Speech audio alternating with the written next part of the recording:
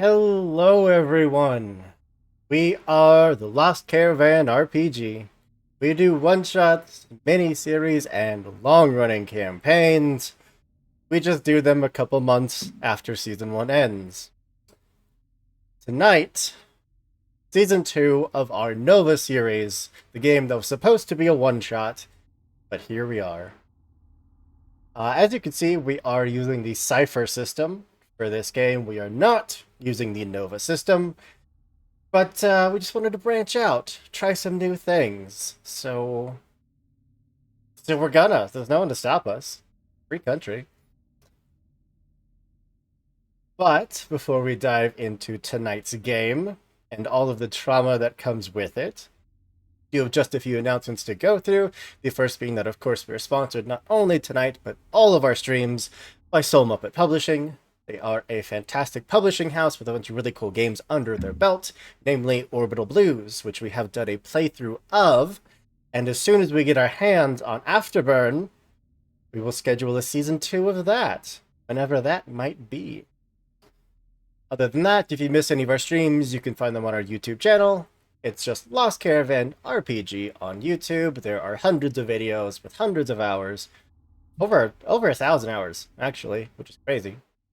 Go check it out. Go see all the cool stuff that all these cool nerds have made. Go give the like, the follow, the comment, all that good stuff that Mr. Algorithm likes. And we heckin' love you for it. But I think that's it. I don't think I can stall any longer. I'm gonna go around, let everyone tell you who they are, who they're playing tonight, and I'm gonna have everyone make a check for us after they do so. No pressure. We're gonna go left to right, top to bottom, as we do, which means that first up is Turk. No, thank you. I'm good. All right. Fine. Twist my arm about it. Hey everybody, I am Turk or Turk Accented. If you also can't think of an idea to rapidly put in here to keep going with your theme, Anyway, I will be playing Joseph Volodymyr, formerly call sign Strigori. Who knows? I'll probably jump around between names and stuff. Do I have to do like a full, quick little? Do I do my whole little thing of like is a asshole? If you want to. Things.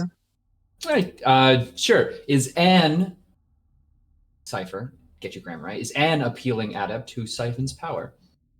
Okay. And I'm very excited for Season 2. Yeah. Just wild concept. It's just only like a year and a half later. We're whole new people. But yeah. Would you We were supposed to grow as people. roll just an intelligence task for me? Okay. Yeah. You... If you want, Fine. you can spend some from your intelligence pool to apply some effort. 13. Okay, so that you beat a difficulty of 4. Mm-hmm. Would you like to spend some effort, which would knock you up to a difficulty of 5? You don't have to. I'm good. I'm good. I'm good. You know. I'm good. Thank you. Well, that You brings have a us... nice day now. Oh, you know what I forgot to do? Let's turn on music.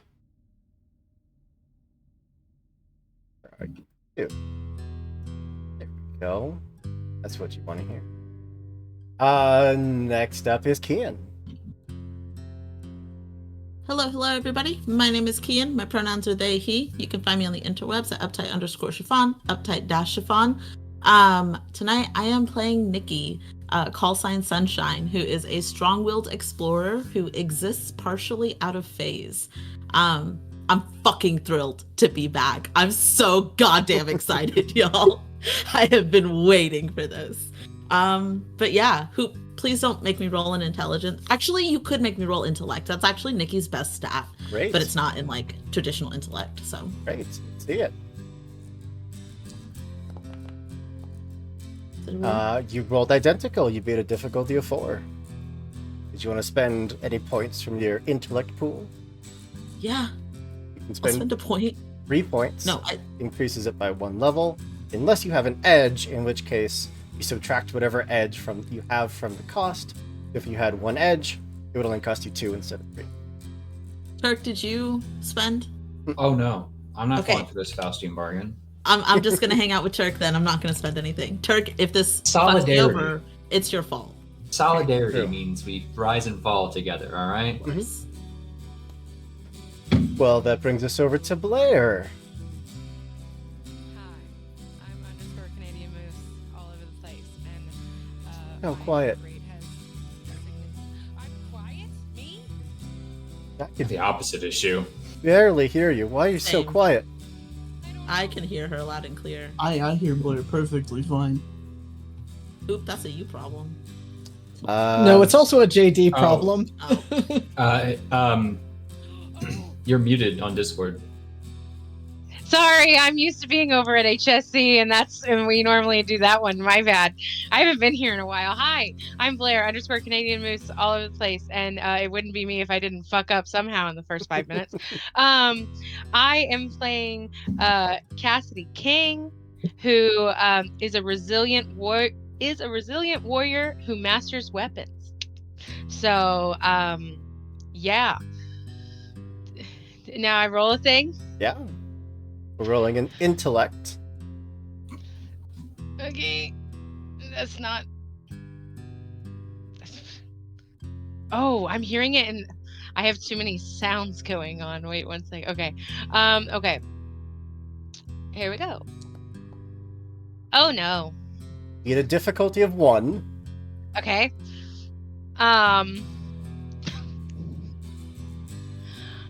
I don't want to use points because I don't have a lot of them. It's probably fine. It's probably fine. Everybody else beat a difficulty of 4. Mm-hmm. Fuck. Wait. Is this an intellect defense task? Do you get +1 effect on intellect defense? I have it. Okay, this is another thing where I just have intellect defense task, and it says intellect, and I'm trained. Then yes. So you would automatically go up to 2. Woo! Okay, we'll stay there. Okay. since we're bargaining, is this resisting mental effects? Because I'm trained in that. It is not resisting mental. Okay. Not pleasant interaction, is it? And usually, on this end of torturing the players, JD. I am terrified, and now I've forgotten how to speak. Hi, I am JD. My pronouns are he, they, and in this game, I am playing Corbin Calloway, call sign Reaper, who is, and I did change this from what I'd had it, but is an empathic speaker who consorts with the dead in the near future. Amazing. And, intellect. Would love to. That is a natural 20. Woo!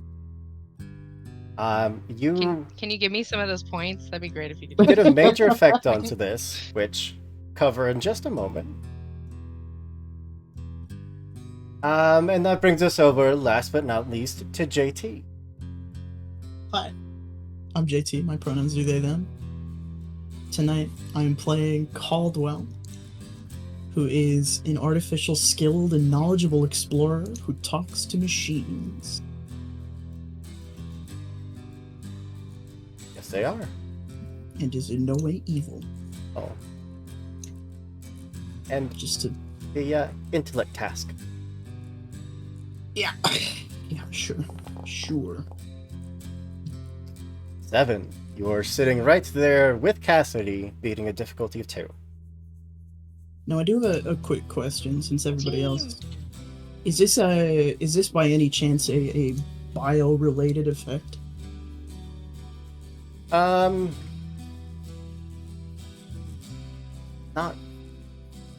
kind of. Why? What do you got? Because Caldwell is an android, is artificial. They are immune to bio-related effects, including damaging effects and medicine. Would not have any effect here. Did you want to spend points from your intellectual?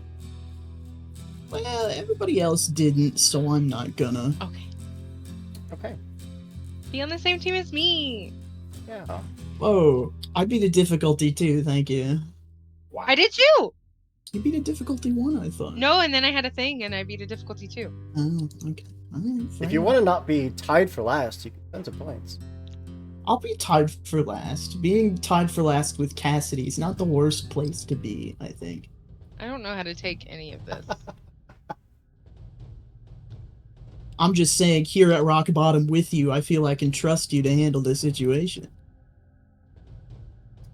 Well, that just leaves me, of course. I'm Andrew, your storyteller for tonight's game and for most games around here. Although you are going to see a bunch of friendly faces that are not mine behind the GM's chair in the coming weeks, because we have a bunch of great people that want to tell a bunch of great stories. You're here to support it. But I think all I can install. Why did it switch to that? It got all creepy there for a second, and it wasn't my fault. Why don't we bring us into the scene? As the cold embrace of cryo-sleep begins to fade, consciousness returns. All of our lovely party members, part of the last bastion of humanity. Gentle hum through the air starts to fill the cryopods that you've all been placed in, accompanied by the soft sounds of beeps, shuffling of footsteps, and as each of your tanks opens, reveals the faces: Cassidy, Nikki, Corbin, Joseph, Caldwell. Caldwell and Cassidy.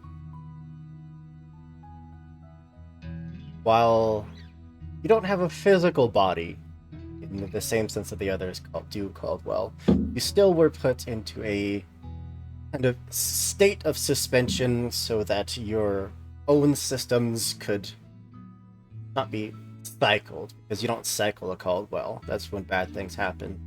But you were put into a state where you could be repaired, where what was left of your humanity was tended to make sure that you aren't about to break apart in some catastrophic AI incident.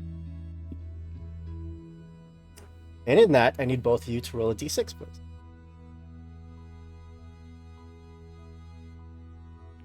Can I do it a physical one? Absolutely. Okay. 3. 4. And a 4. Cassidy, waking up from cryo can be very disorienting, especially since this is really humanity's first attempt at such a technology. For the next while, and I fully leave this up to you how it will truly affect you, your brain will go through mood swings, go through moments of panic, of mistrust, truly just your brain trying to rebalance the chemicals that it is feeding it. For Caldwell, while cryo is designed to preserve life and mental stability, it is not without risk. There are always unforeseen complications or side effects. Being that this is typically a side effect for a more organic thing, I leave it up to you to determine how a android such as yourself might suddenly just lose function for a few moments and then regain.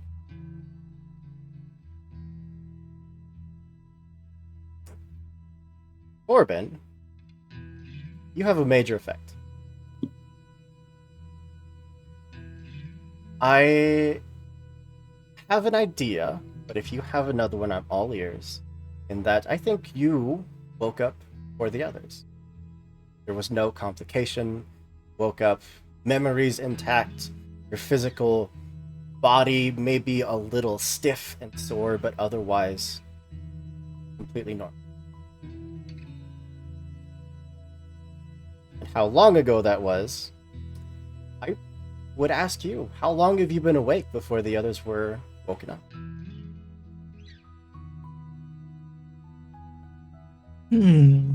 Interesting question.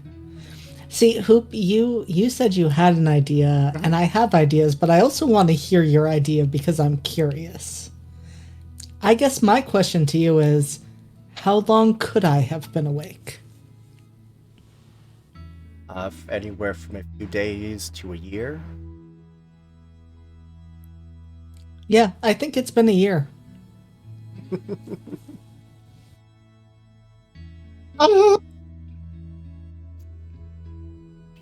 Then for the others, Joseph and Nikki, the chemicals that are suddenly just pumped into your body, bringing you to consciousness, spiking your adrenaline. For a moment, it just feels like your heart's about to beat out of your chest, and then it immediately calms back to normal rhythm.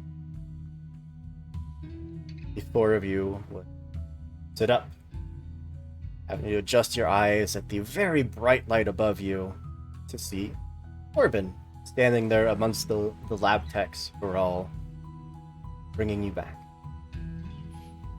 Oh, I don't even think Corbin is standing. I think he has brought a chair in and is just sitting there, like legs crossed, watching this, and is now wearing his new customary half skull mask on his face.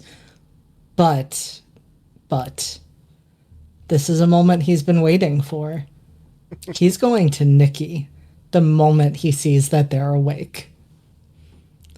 And he is going to be there helping to get them reconnected with the world around them, only touching as much as they're comfortable with, and keeping an eye on the others, but Nikki has his full attention. Nikki sits up and kind of blinks and didn't feel great going into cryo, into a machine that was going to keep them alive because they have been here before and it wasn't great last time. But sits up and kind of blinks and looks at Corbin. You're already awake? I couldn't sleep. I don't think that's how these things work, but I've been in here long enough and I'm going to try to go to get out. I imagine that there's not a lot of functionality to my legs or my limbs. And that is why Corbin is there to help you so that you do not fall. Because I sure as shit am not waiting around for feeling and sensation to come back. The lab techs from there. No, please don't. At least it's fine. Nikki starts to get up and just starts to collapse into. Take it easy. Stop eating like this. I mean, we do, but you know what? I'm not breathing for you this time, so that's a step forward. I'm doing it on my own, I think. And I imagine Nikki probably looks a little bit like, I assume that they were keeping us on nutrients, making sure that like we were maintained at a healthy level, but I don't know that Nikki's like full life has ever come back to them after everything with the Tenebrae suit and their brother. So they definitely don't look as like full of life as they did before everything, but kind of gets to a stand and I think keeps Corbin's hand in theirs and looks to the others to kind of just assess. Nikki is hoping that everybody else has jelly legs getting out so that they're not the only one who looks a little goofy trying to get out of the pod. Other than Caldwell, who is less released from a pod and more kind of just unhooked from the wall.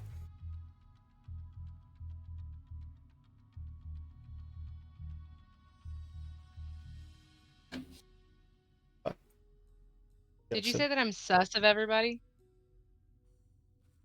there is certainly some very clearly unnatural kind of paranoia, mistrust, anxiety that is just flowing through your brain that you consciously know doesn't belong. These aren't your natural thoughts, but it's your brain trying to re-regulate its natural chemical.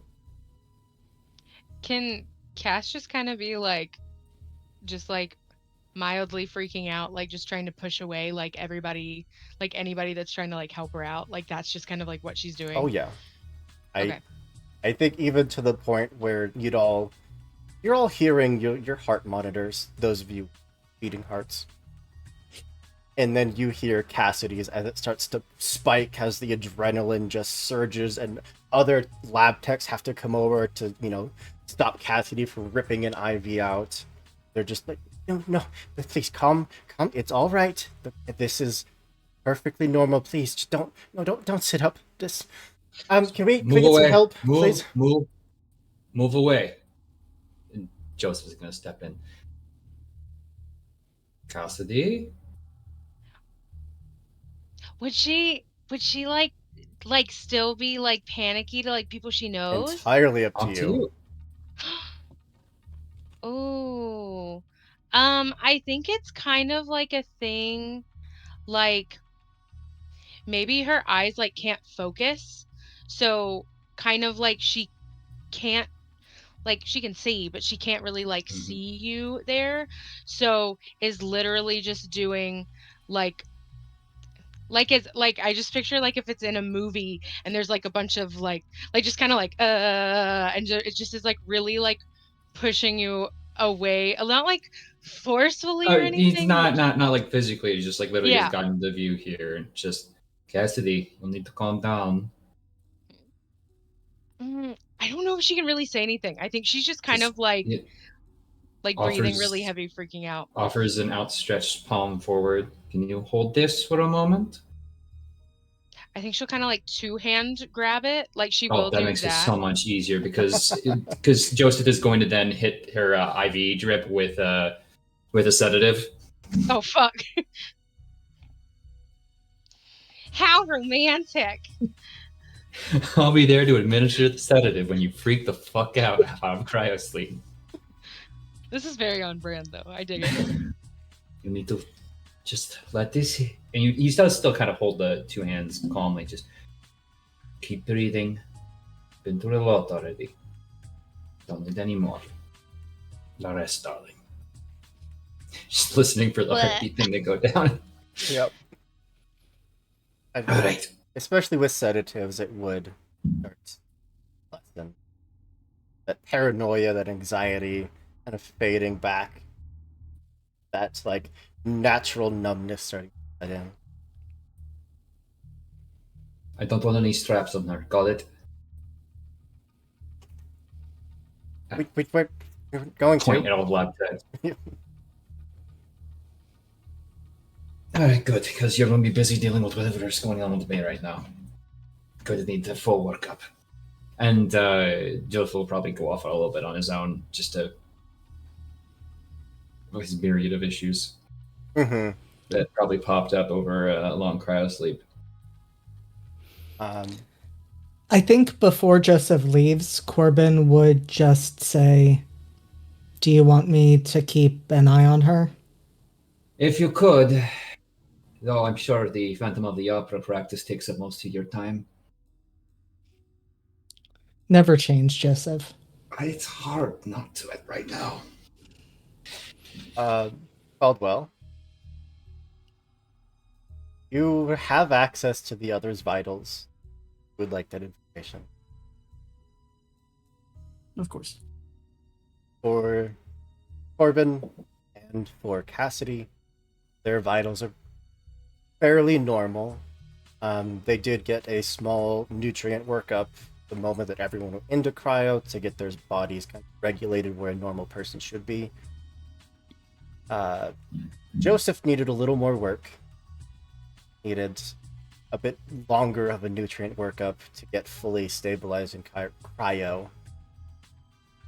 And Nikki needed almost 24/7 care.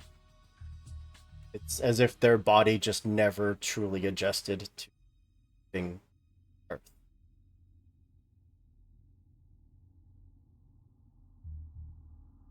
Caldwell is going to mark a special note of that data for later. Is going to look to the sedated Cassidy, and then to Corbin. You've got this for, I don't know, an extended period of time? I would like to know what an extended period of time would be. That depends entirely on how well my cryo went. I have this for as long as you need me to have this. Okay, it might just be a day, it might be a few minutes. I just need to make sure that the human fragments of me are still around and not corrupted by being, Caldwellified. Given previous events that have happened, I very much support you doing this.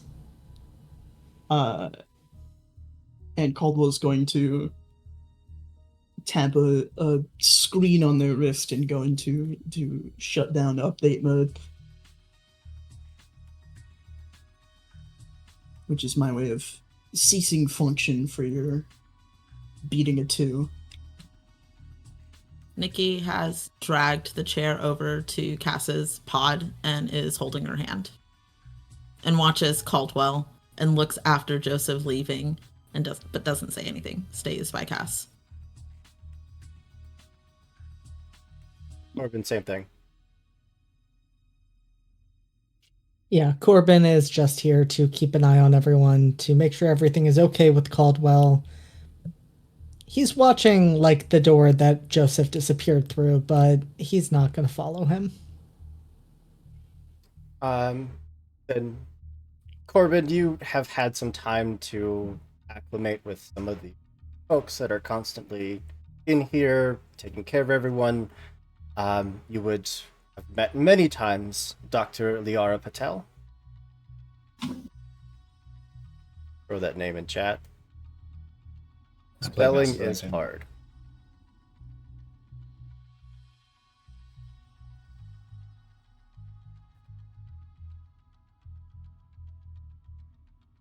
As well as the captain who has come down a few times to check on the crew, check on every bio. The newly appointed captain, as the last one had passed away, having come out of cryo quite a bit before everyone else, the new captain, Captain Marlowe, a more grizzled and weathered individual, always did come to take an interest, obviously, in the individuals that saved humanity, basically. And Joseph, as you do make your way out of the room as shakily as your legs are carrying you, your body still reacclimating, moving, would come face to face with individual, long white, doctor's coat, the name Patel across the nameplate on our chest. Oh, slow down there. Where do you think you're going? Private treatment room? Any particular reason? How's all the work you're going to need to do? I assume you're the head of medical? You, I am. Oh, we're going to get along very swimmingly then. Why, what's wrong? Well, my body's dying at a faster rate than perhaps others are. Yeah, Yes. small things like that. We did get some odd readings from, well, all of you, particularly you and Nikki. You can step into my office if you'd like a little privacy. Unless you want blood everywhere. fairly sure I can already feel the liver failing, so we're going to need a blood transfusion very quickly. Do. I'm not normally this pale, I promise. I disagree, as I've been watching you quite a bit. That sounded creepy. I've been watching all of you. All alive. That just let's go to my office. Either way. Dr. Liara, a fairly tall woman, long dark hair tied back into a ponytail, a set of wireframe glasses on her face. Very much, you looked up scientist in the dictionary, her picture would pop up right there. Those of you that are left in the room kind of be berated by lab techs coming by to take blood, just give you like a quick med scan, just overall just making sure that all of your functions. I am being as belligerent as possible.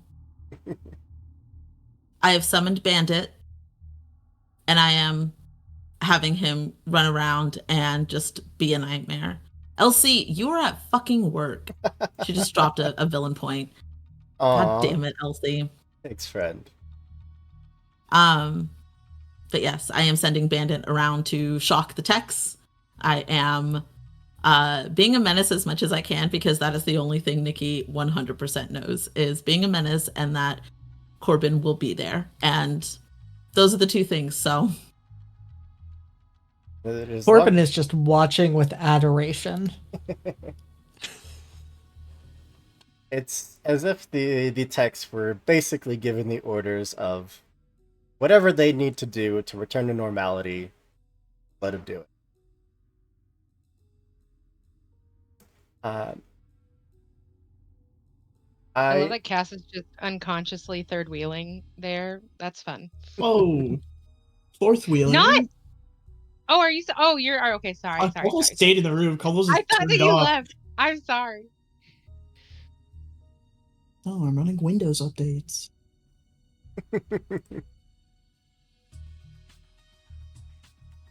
I do want to jump to Cassidy.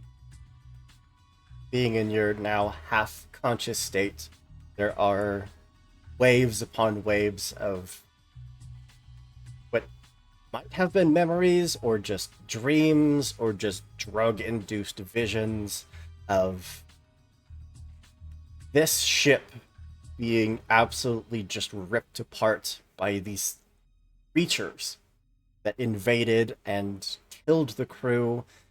One of them, a spider humanoid-like creature that nearly killed some of your friends. Until there is a familiar sound and sensation of a rumbling. But not like earthquake rumbling, very localized.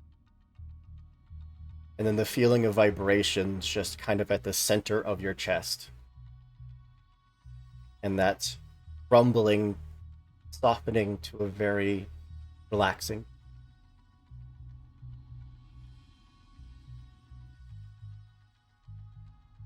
No matter what all of you tried to do, there is no stopping Tuna Fish from coming into the lab, laying on top of Cassidy, just going full no-arm kitty, laying there and just purring. I didn't know where you were. I was like, "What is this?" But I'm a dumbass. Sorry, I've been talking about this all day, and I'm like, "Huh?" Okay. No matter what visions, no matter what monstrous apparitions try to break you in this half-awake, half-drugged-out state, it is always that constant purr and pressure that just keeps it at bay, just enough. Okay, maybe she can I wake up? Yeah, eventually, whenever you feel that you're calmed enough to not lash out at everyone who's trying to help. Right. I think that she still kind of wakes up with a start, but Maybe this is too much of a stretch. But well, I guess she would be like used to it if that's where like that's tuna fish's spot. Mhm. Like when they sleep. So kind of like wakes up like this, not to throw the cat, but to kind of like clutch the cat with like a quick sit up. Mhm.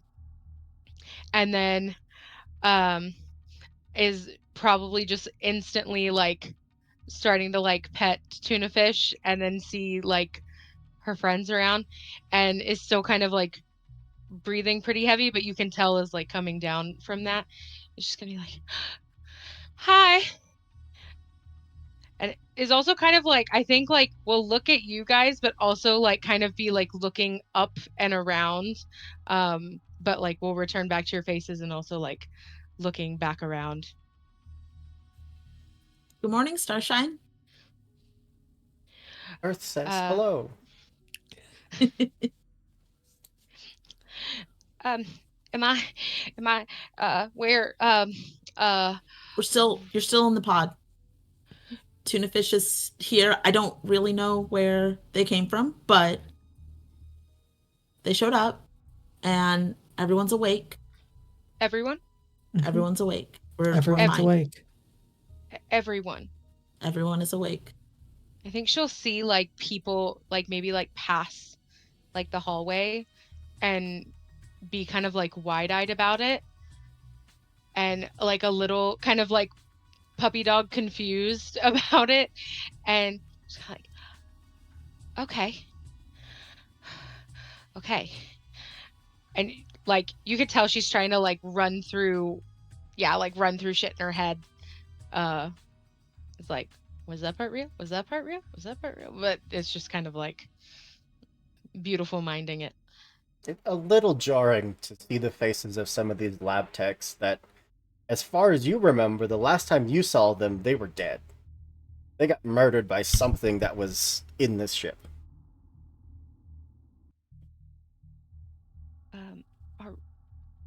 Are we okay? We're fine. Are you fine, Cass? Not sure. I mean, I'm here, so that's good. I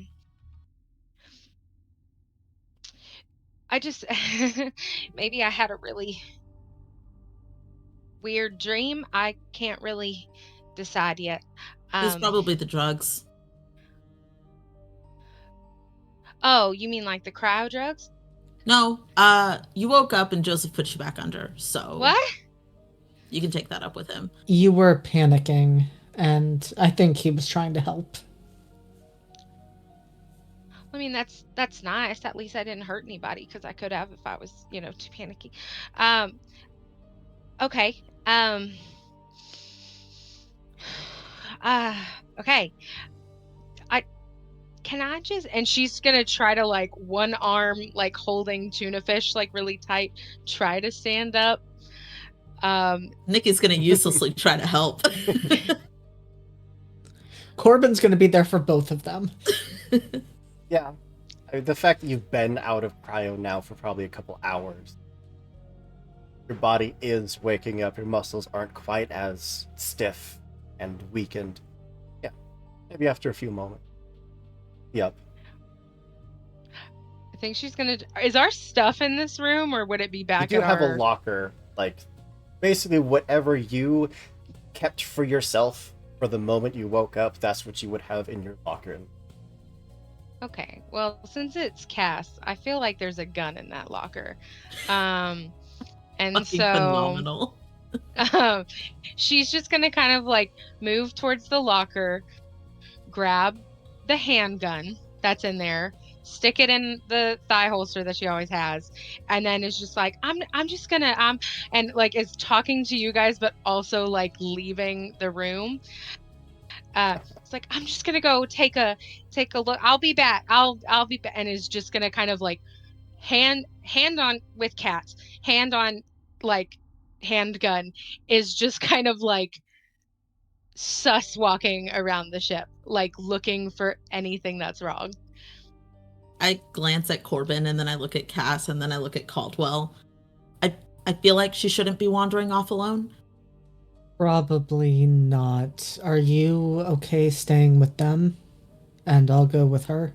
I mean, the adventure is out there, but I guess I can stay in here and watch Sleeping Caldwell. You know what? I have been keeping watch over you all for a year. What's a few more hours? For a year? For a year.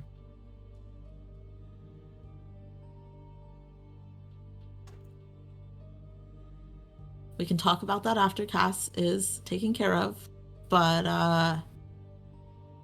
that's not great for you. I'm going over and I'm rifling through my locker. There's probably like a bag of chips and a hammer in there or some shit. Like Nikki wasn't prepared. I was like, yeah, whatever's there. And I'm gonna have Bandit, my baddie Bara, come with me, and I'm gonna go off. I'll say it's a crowbar. I'm gonna go with my crowbar, chips in my pocket, and I'm gonna go after Cassidy. But Nikki definitely looks concerned and alarmed when he finds out that Corbin has been in there or been awake for a year without the team. It's not great. What are you talking about? I rolled a natural 20. It's the best thing that could have Great. happened to me. Oh. And then you chose for a year. I know, this is like so. I'm like, what? You literally said, hey, Hoop, what's the upper limit? And went with that one. I absolutely did. Cass, you're roaming the halls, getting a few odd looks as people kind of just step out of the way.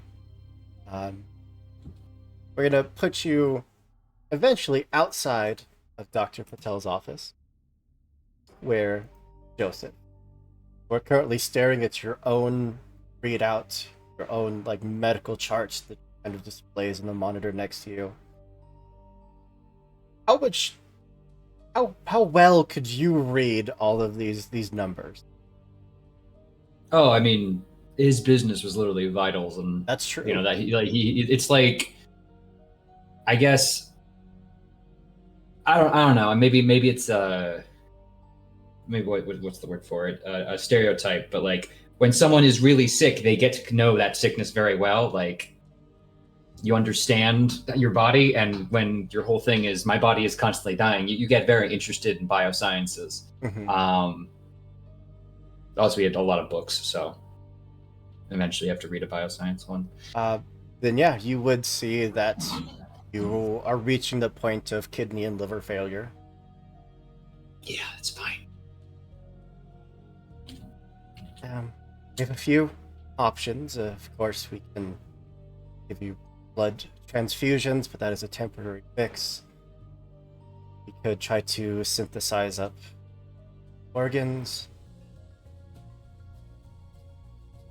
Nothing's guaranteed. This isn't. Science is unfortunately fairly new. It's technically very old, but everyone else forgot about it.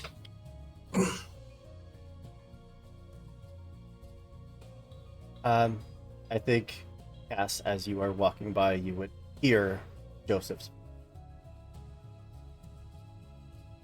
Do I catch any of this? Like, is it like a I see them before they see me? You Or certainly hear them before you saw each other. okay. Is it just like an open door or like a window? Now I'm thinking, you said Liara, now I'm thinking Mass Effect. I'm literally thinking that like that like little med bay. Dr. Chakwas. Yes. It's like a sliding, hydraulic type door, which probably open. Okay. I think she would, if she heard Joseph's voice, would probably like straighten up and start to walk that way. But then if she heard any of like the medical jargon and like stuff of that, then probably try to hide and listen more before walking in. Less concerned about kidneys. I mean, I think I was this has two in them. haven't checked, but liver would be problematic in the long run. I'm more so concerned about the overall status of the rest of the major organs. They're all going to go slowly as well. They Let are. go. Unless we can get a fix on it, figure out what's causing it. Unless you know what's causing it. Well, of course I know what's causing it, but I thought, respect for the doctor. Wouldn't happen to have anything to do with why your spark suit functioned the way it did, I suppose. The spark suit was side effect.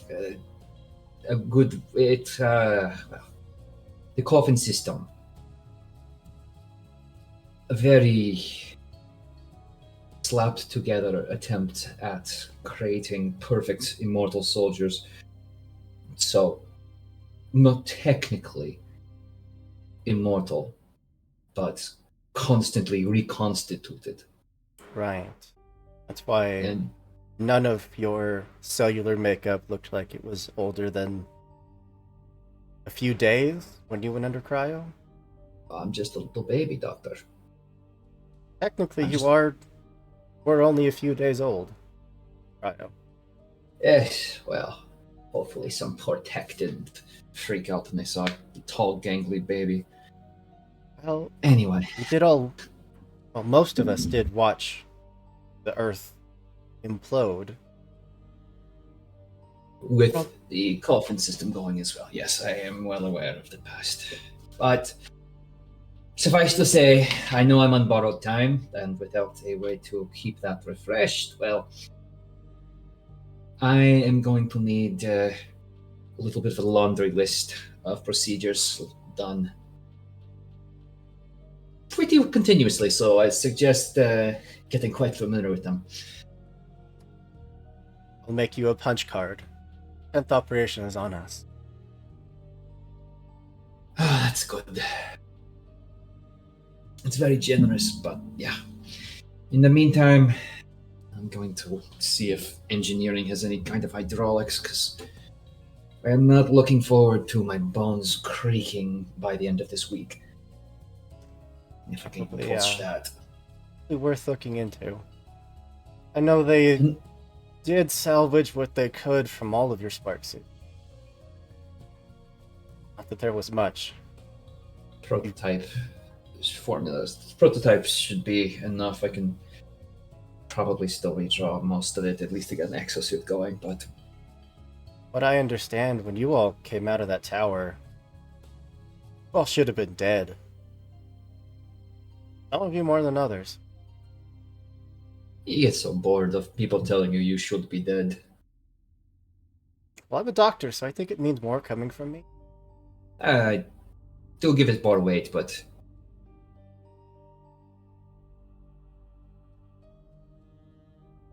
like the 50th Doctor, probably just since the sun blew up to tell me you should be dead.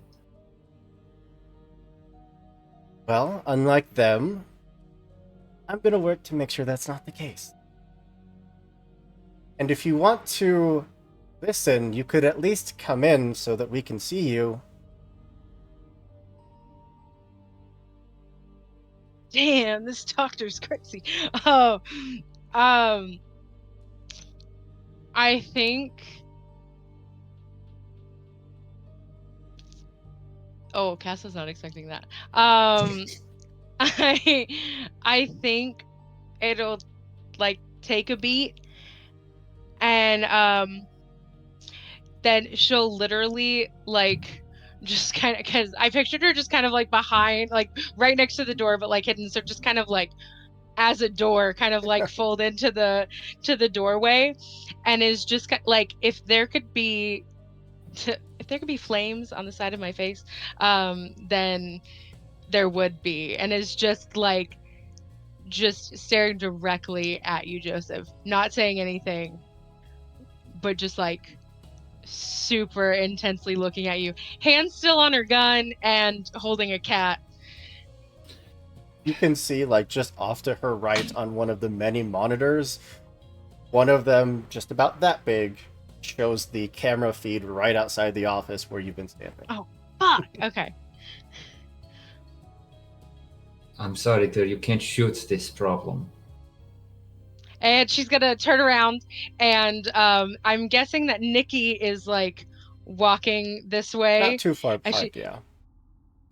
She'll like turn around immediately and then grab Nikki by the arm and take Nikki back to the room that they just came from and go back there. Oh shit. Okay. God, Hippocrates died for this? Okay. Should probably go and I'll see what I can work up to get some synthetic organs in you. You I can look get, forward to the get some blood. just an IV drip. Just an IV line for today should be fine. Cryo works wonders. But yes, sooner the better. Go on, I got this. Thank you, Doctor. He's gonna get up with some effort. He's already got the old man grunt. I suppose this wasn't just to check on how I'm acclimatizing. Are you talking to me? Yeah, he's looking at. I'm back at the room. Oh, you! I thought you brought back. Fully. No, I grabbed Nikki and I Alright. went back to the other room, Oh, okay. fully expecting He's you to gonna. come. He's gonna. Wow. Walks in like the fucking cryogenically preserved corpse he is. Nikki is just dragged in tow and like gestures at Corbin. Like, I don't know what happened. Yeah, I think Nikki kind of, Cass kind of like throws you in and then is just kind of like standing there, arms folded, like power stance, just kind of like waiting for Joseph to walk in. And like, and as I soon think as Corbin before that would just be like, what happened out there? wait for it, and is gonna wait till Joseph walks in. I'm gonna Caldwell, go poke at Caldwell. yeah, if you'd like to be conscious for this conversation, by all means. Yeah, no, Caldwell will finish the refragmenting his humanity into the code. And Fun fact, now that you're awake and probably have just subconsciously been doing scans, throughout the ship, or all of you, you are all marked as Class 2 security threats. interesting. Are they still using my ship AI that I left behind? I don't remember what she was called. Yes and no. It's been long enough that the fabric of the AI was starting to fall apart. They basically did like a clone, a re-engineer, and then uploaded the new version. They didn't take out the security backdoors. Good news. Good news for me. Right. What did I When miss? Caldwell wakes up, Nikki is holding Bandit. Look who made it! The Batty Bar. Yes, I know the Batty Bar made it. I designed your cryobot. I wasn't sure if you were actually gonna let him live. I wasn't gonna kill your pet in cryo. That's cruel. I appreciate it. Okay. Why does Cass look upset? We're not sure, but Okay. I think the reason we'll be walking through the door very soon, and I suspect that it's Joseph. And I'm gonna pull out my bag of chips and I'm gonna offer it to Corbin and then to Caldwell, because I don't know if Caldwell can eat anything.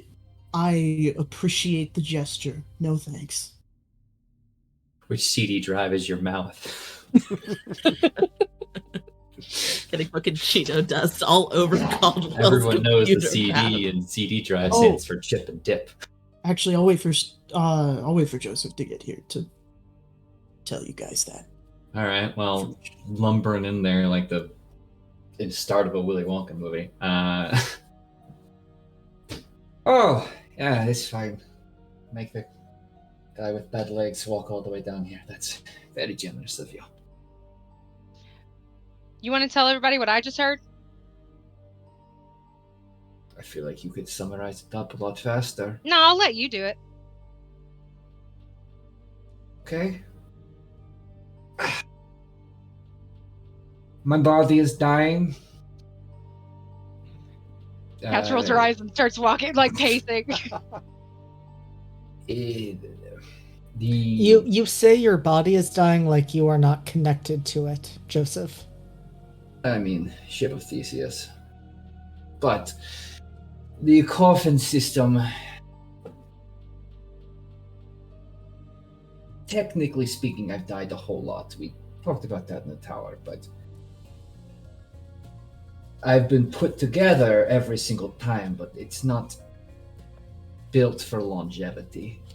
This long without, let's call it, taking a dip back into the pool, things are going to start getting hard for me to do, like moving my own blood and moving my legs and everything else, until eventually body will stop working. Do you want a body like mine? Oh God, no. I'm sorry, that sounded very bad, but I'm good. No, I get it. Not for everybody. I'm talking to Dr. Patel, who is lovely, and we're already working on synthetic organ replacements, which I will have to get a lot of frequently, and blood transfusions should keep me operational until that first batch can be sewn in. Well, we can, and Nikki's gonna turn to one of the lab techs. He said he needs a blood transfusion. Most of us here can donate. It's not. I think I still have some leftover blood. They can see that it's. I don't need it from all of you. Nikki's gonna sit on the cryopod and hold their arm out like they're waiting for a needle. Nikki, it shouldn't be you. You just came out of cryo. I can do this if that's what you need, Joseph. We have quite a bit of stock blood of the same type that we. There's a hospital, yeah, but don't worry. Can't say the laptop. Universal receiver, and it'll kind of roll up a sleeve where it's very clear. It's like it's almost like a practice dummy with a lot of like cut here for access to stuff, with a very clear mark for where like veins and arteries can be accessed for fast IV stuff. Like 3 dots on either side. Yeah. Pretty cool tattoo idea, actually. But as someone who regularly goes and donates blood, I can tell you, yes, that sticks around for a while. But yeah, well, wasn't sure if it was going to ever be an issue until, well, the Earth blew up, and now it is. So there. I'm sorry I never told you, but Can't blame you. It wouldn't ever have been relevant if we had, continued to need the sparks. Hang on a second. How many times did you lecture me about being reckless and almost dying? And you were over here dying over and over and over again without saying anything?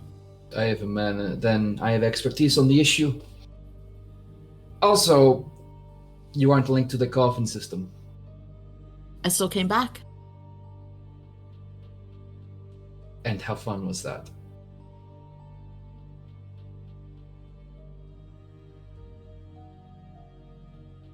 Point being, I should be fine, but forgive me if I'm not as active as I used to be. I will find you a cure. It's just the way I am. But there are workarounds, I'm sure. They just take time.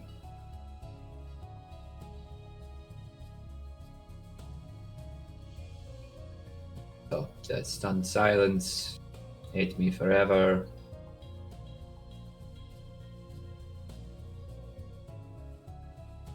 Nikki looks at Cass. Also looking at Cass. I feel like everyone kind of turns to look at Cass. You should have told us. When think should I have told you? Anytime. Anytime.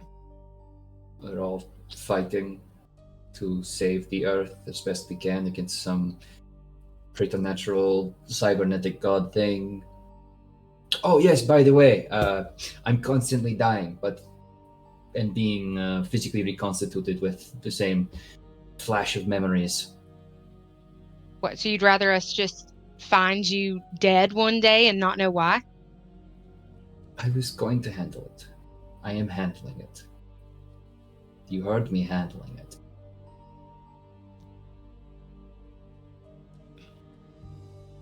We're all very talented people in this room, but we're not gods. Can't solve everything. Oh, that her face gets annoyed. I think Caldwell also gets annoyed at the implication that they can't solve everything. I think Cass will look off for a second and say, maybe so, but at least we could have helped. You can help now. I didn't need it before, but I will.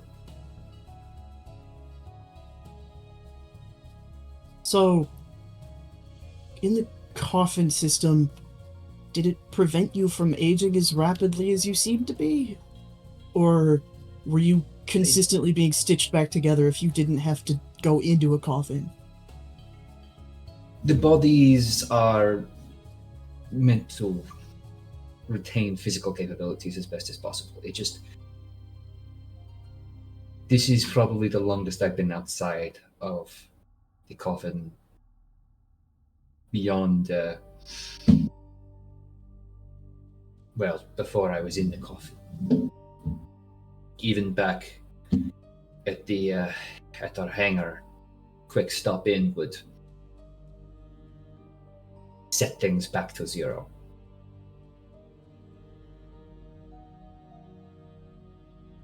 Logistically, you don't need to pick and ham at all of this. Just, it is happening, but there's a lot else that we probably need to situate ourselves to. Oh, right. About that. Security-wise, we are Class 2 threats to these people.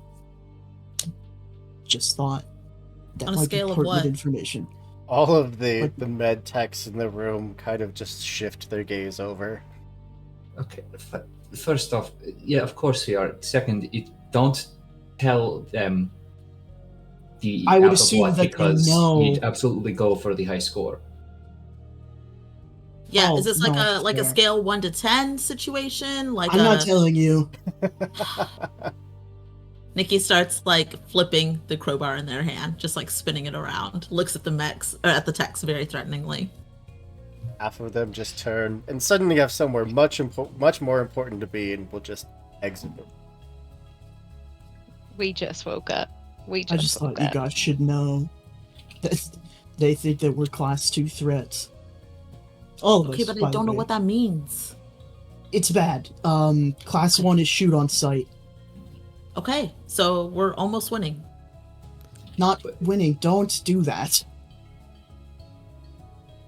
I mean, it's kind of nice, I just woke up. I couldn't use my legs a couple hours ago, and they thought that I was a Class 2 threat. It's kind of flattering. Hey Hoop, that does bring me to a good question, which is if I've been awake for a year, how have those others who are awake been responding to me? Friendly, helpful. You kind of always have eyes on you at all times. Um, but yeah, as far as like medically, you've been tended to. You have free reign of the ship. It's not like you're locked down to a certain part, but there are always eyes on you. Intentionally? Oh yeah. Okay. Even if there's not a person in the room with you, you've probably already clocked where like all of the cameras are, all of the security systems are, probably clocked where even like blind spots are. I absolutely did. Correct. Everything I know about Corbin says that that was probably priority one. Yeah, you need to find the private blind spot where you can brood. There's no buildings to climb up here, so Exactly.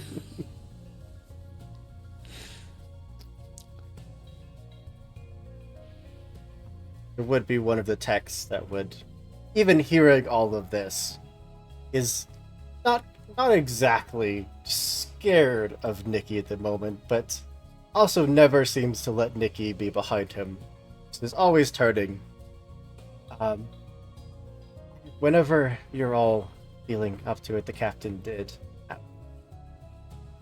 He did want to speak with you all. I think one of the scout teams finally found something. Which, Corbin, know that they have been sending out smaller shuttles as the ship has been going through space looking for a Gaia world. Place where it's settled and humanity could try to start rebuilding. And so I think hearing that, Corbin would just kind of pause, glance at the others, and say, well, that is certainly synchronous.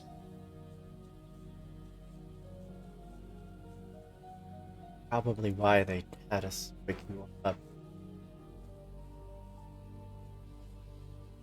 And then goes back. Clearly just doing nothing, but just trying to look busy.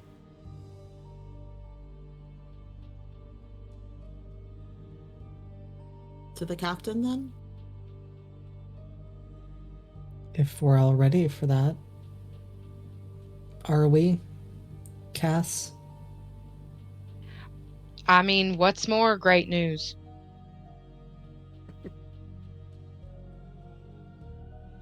Joseph?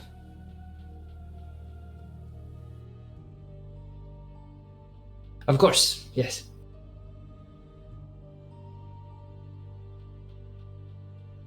All right. If any of you felt so inclined, you could of course stop by the mess hall if you wanted to try to consume some solid food for the first time in like 200 years. If not, Nikki probably takes a big bite and gets sick. Yeah. Stomach's not ready for that. Yeah, kind of been just metabolizing just like pure nutrients for a very long time. Yeah. But yeah, I mean, no, there's no like security checkpoints. You're not fully like escorted by guards or anything. Be free to burst the ship up to the command deck, where you would see a familiar sight of the consoles just spread across a wide view window, and at the head of it, one individual sitting in a chair, a captain's chair. He looks over at you. Captain... I'll have these names memorized eventually. Marlowe? Captain Marlowe.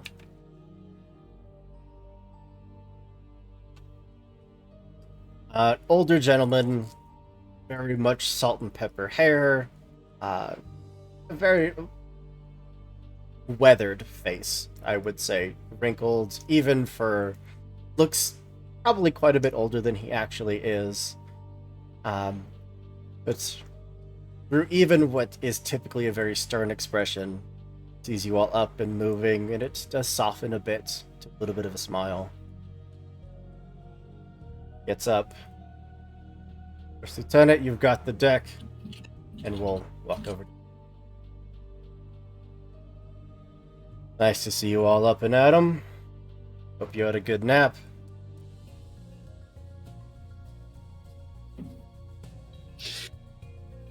You know, as nice as one can have.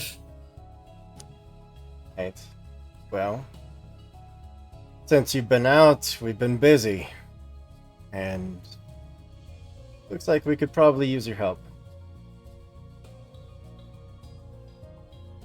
We got a few different reports of some possible planets where we can touch down, get off this damn bucket of bolts, maybe plant some roots again. We're gonna send out some scouting teams to make planetfall, but without knowing what's down there, anyone we send, we could be sending to their death.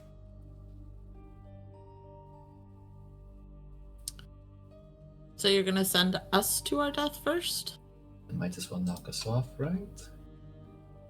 Well, We are a threat. Most dangerous things on board. Yeah. you have proven to be more resilient than a human being should be. Survived more than anyone else can say. Hell, the damage those spark suits did to you all, I don't even know if you classify as human anymore. I don't. Clearly. Hey. Fucking rude. Gestures towards the machine body. You don't gotta say it. I God. said it. Point being, you want us to investigate habitability and make sure a safe landing zone can be established if there is habitability. At the very least, make sure there's nothing waiting to snap up this ship the moment we enter the Atmo.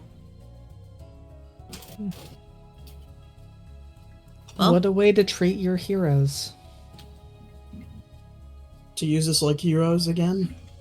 That feels pretty stock standard. To use this as cannon fodder.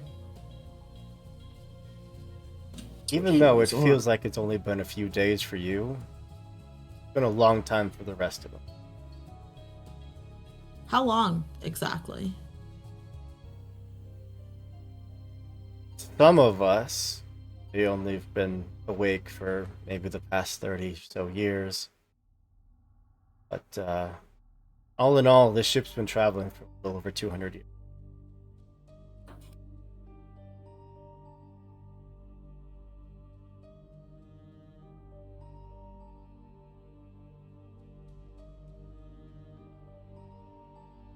Well, I guess. A lot of birthdays we need to catch up on. Yeah. Just saying for when we get Maybe we back. find a good planet for a good party.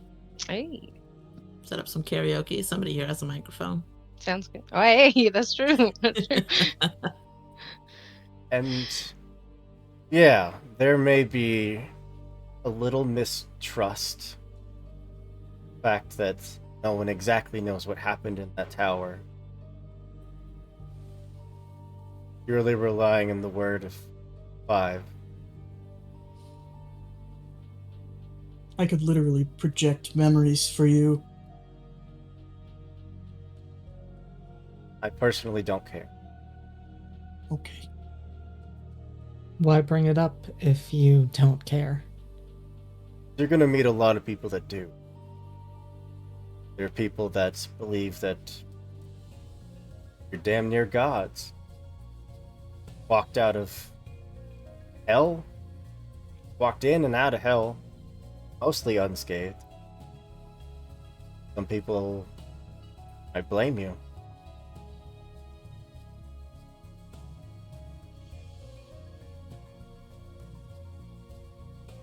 Well, to be honest, I'm not entirely sure they'd be wrong, so.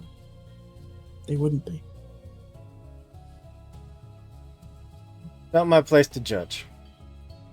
I'm here to move us forward, find us a new home. If you don't want to help in that, I'm not gonna make you.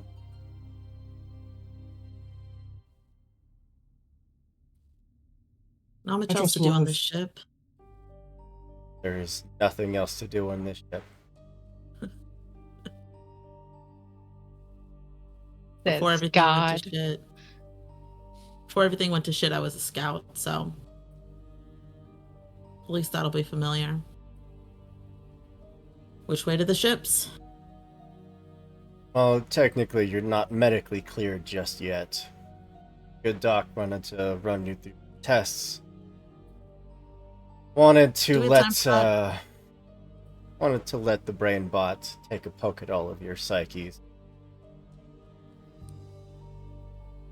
You have a brain bot now?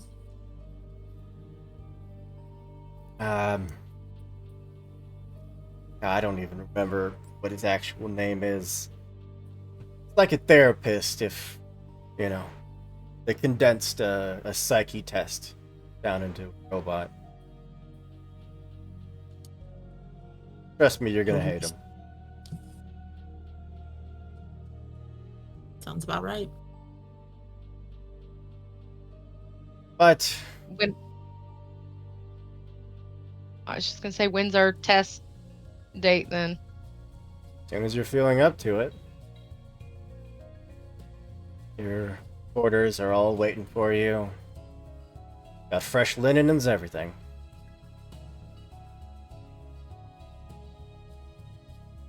My lab? Untouched, as far as I know. Well, What did you do? I didn't do anything. What did you do? I didn't do 200 anything. years? 200 years you left something I in was my in lab? cryo. She's been in the pod. You put something in my lab before. I didn't. She's just like petting tuna fish that she's had this whole time. Feeling the claws just. Making biscuits. Tuna fish is the best cat ever. But yeah. From here, you'd all basically have the run of whatever you feel like you would do to try get reacclimated to human life. Did we pass by where the airlock would be to take a ship down to a planet? Just curious. Why do you need to know that? Why Don't do you worry need to about know it. that? Don't worry about it. I'm worried Blair. about it.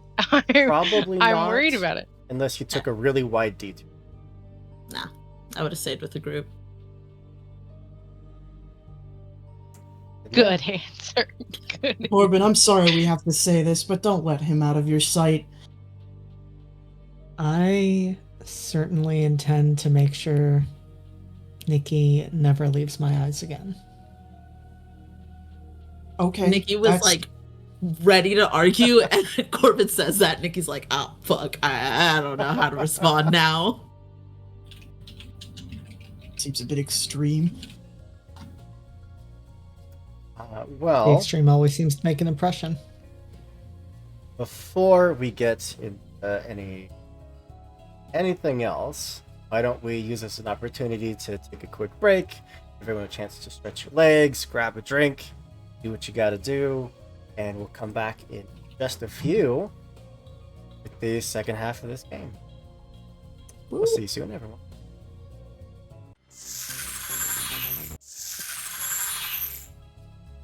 And welcome back. Thank you for the raid, Random Rhapsody. We love you so much. Thank you for sharing your community with us. We are here playing some Cypher System, a season 2 of our Nova game, which was originally supposed to be a one-shot. So that's how that works.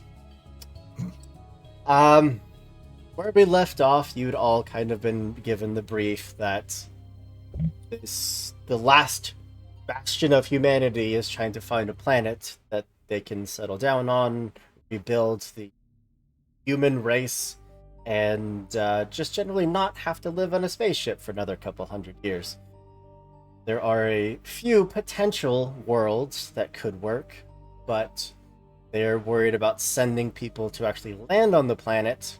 No one knows exactly how dangerous or habitable any of these planets are actually going to be. Until it is time for you to depart, until you are medically cleared, you have a few options of a physical obstacle course that you can run through to try to re-get your muscles back into combat function. You have a firing range where you can go and practice your marksmanship skills.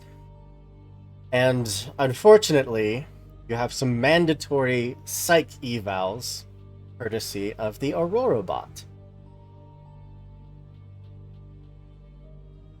One by one, would be called in and asked a series of questions about you, about your experiences. And I have at least 2 each for each of you. We can go in a random order if you'd like, or if anyone wants to volunteer to go first, or I can roll for our order. I'd like to vote for random order. Totally fine, random. Roll it, roll All it, right. roll it. 1 through 5, re-rolling a 6. Roll it. Turk is 1, JT is 5. 4, 1, 2, 3, 4. That's a JD. Corbin, the first called in to meet with Aurora, a humanoid-esque looking robot. Not quite as humanoid as Caldwell is, but you can see the attempt at making very soft, rounded features meant to be very, very non-intimidating, meant to help you open up. But of course you are staring at a flat, screen type face, which as soon as you sit down, it does light up. We need to appropriate. Back to this. Go back to this.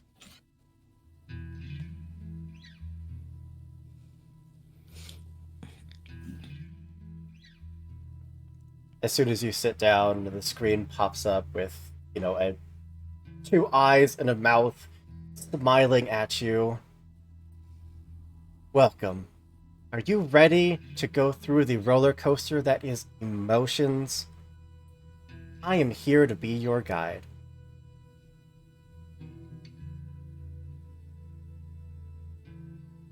After what I'm sure is a long pause of silence. Mm-hmm. Yep. It's time that we shine that light on some of those feelings so we can let the healing begin. Are you ready? If I say no, will this stop? Nope. Then you have your answer. Alright, Corbin. You want to roll a d12?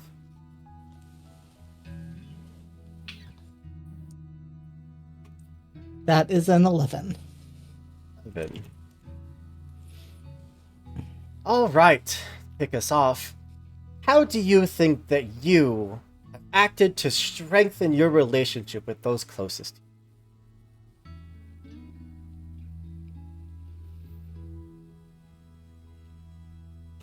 Well, that is certainly a question to begin with when you don't even know the relationships in my life.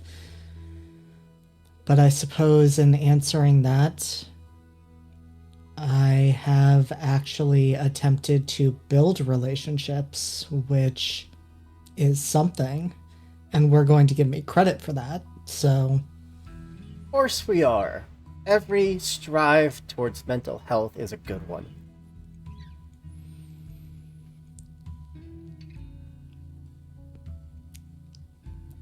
I've strengthened my relationships with others by doing what I can to be there for them.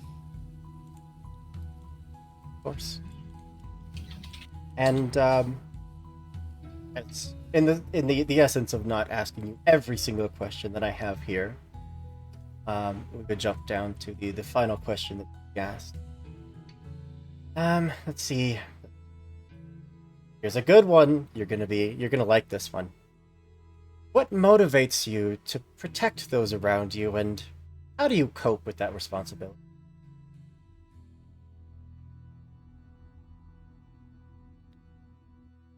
Well, that's an easy one, Doc. I am motivated by the fact that I don't want the people around me to die, no matter how in favor they might be of that as an option.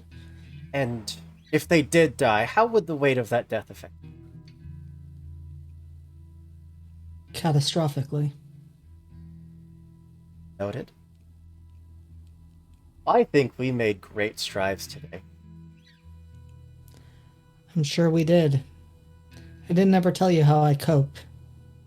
And I cope just fine. Of course you do. You are peak health, and that will reflect in your report, I'm sure. It better?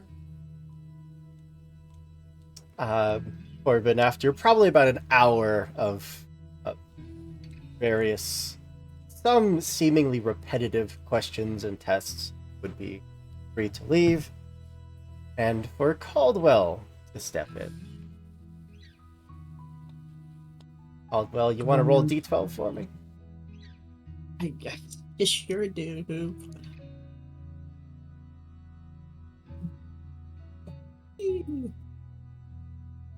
It's a 7. 7. To kick us off, what activities or hobbies do you find most helpful in maintaining your current state of well-being? They didn't do a good job with you. I have a pre-programmed list of questions to ask. No, I get. I mean your construction. I build things.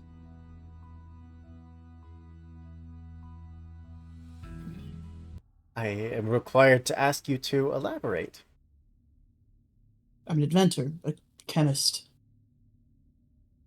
I solve problems.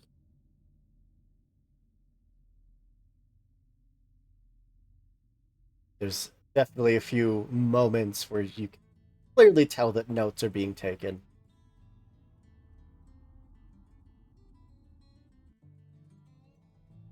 Through a very similar list of questions, tests, and various evaluations, which you were probably picking up on like patterns and why certain questions are being asked, as the algorithm is probably more apparent to you than the actual purpose in any of these questions.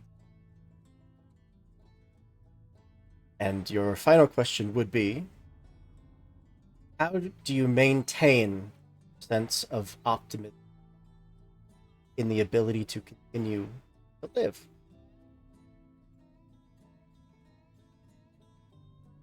By making myself effectively immortal. By making sure that I continue to live so that I can continue to do what I do best. That's to invent. To invent, solve problems. And if you had no problems to solve? Well, then I just might shut down. I would be done. That you can tell that there were probably follow-up questions, but at that, the robot would just stop. Thank you for your time. Please send in the next one. I'm sending notes to your developer. And will. All feedback is much appreciated. I'm sure. And we'll just go with a D3 for this. 3 of you left.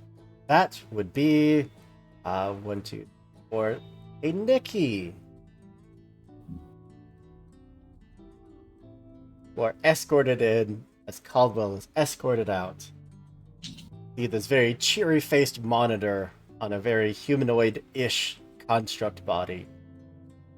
Well, this is terrifying. The face kind of looks at you. Don't worry. No matter how scary healing may seem, it's all worth it in the end. I'll take your word for it, Doc. What do you got for me? D12, please. It's gonna be an 8. And 8. Have you developed any specific triggers due to the situations that you have had to survive?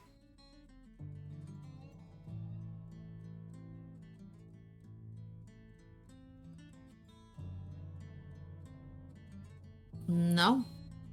Everything seems to be functioning as normal. None of the events leading up to the escape of Earth have really impacted you, you don't believe?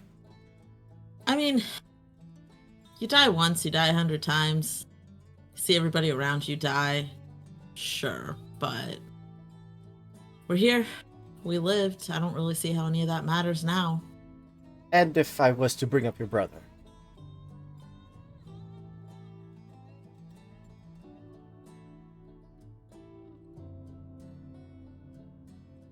Like I said, we're here. He's not.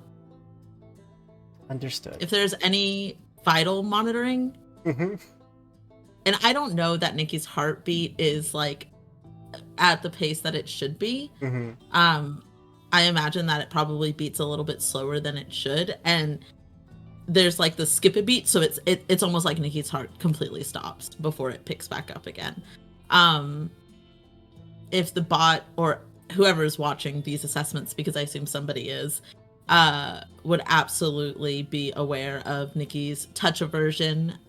Nikki is not able to sleep at night, like very obvious signs of trauma and PTSD. Clearly, yeah. But Nikki's not saying shit. I feel like that would be the case for most of the questions before. Yep. Like anything remotely personal, it's just deflections. Uh-huh. And final question for today. What do you find most rewarding about your accomplishment?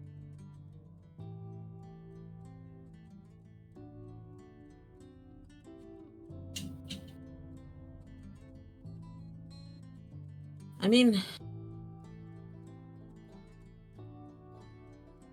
we woke up. Cass went to go find Joseph. Didn't like what she heard and dragged him back, and he told us. And I would say that's a pretty big accomplishment because we were definitely at each other's throats before all this happened. So that feels pretty good. It was nice to wake up and have the family around.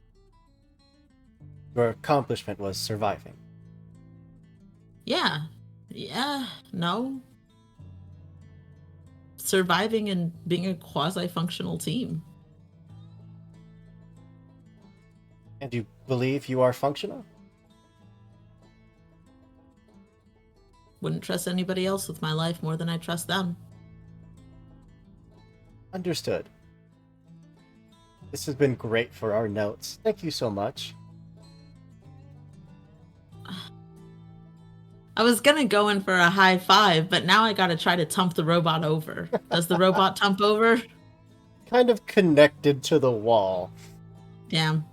I was picturing it as being fully, like a full body situation. All right. Well, I just kind of bisexual finger guns walk out the door. Good thing we have that emote specifically in chat. It makes me so happy. Now I really wish that the robot was like one of those Weeble wobble toys that just kind of, yeah. I gotta tump it and it just rocks back and forward. It just smacks you in the face. Ah, no. Alright, we're down to evens odds. Evens is Joseph. Odds is Cassidy. Joseph. We're brought in, sit down across from this oddly unsettling robotic individual. The face reappears on the screen and smiles at you. Doesn't say anything at first, but kind of just watches you. Is this a mirror situation? Do I have to ask who's the most mentally sound in the world? I don't require you to ask any questions, but if you'd like, I can answer to the best of my abilities. Show me the princess. I don't know. You're supposed to be giving me a psyche though, so Right, as long as you're ready. D12, please. no. Can I say no? I just nah. Corbin tried that. It didn't work, remember? Yeah. A 2. A 2. Do you find it challenging to communicate your feelings to others? And why? Why are you shaking your heads all over there? It's on you nodding. My feelings are not difficult to communicate. I've been told not to do it as much, but you know, I think we've all grown collectively. So, I suppose it's a bit of a moot point. Don't really have anything to. There's no internal feeling that I don't usually express. Are you saying that the same feelings that most humans would feel you are immune to? No. I'm saying I don't have any problems with expressing that. I apologize. I misunderstood your answer. No, I'm not made of stone. So as long as I do, you have to wear your heart on your sleeve. Otherwise, people start bringing pitchforks out, you know?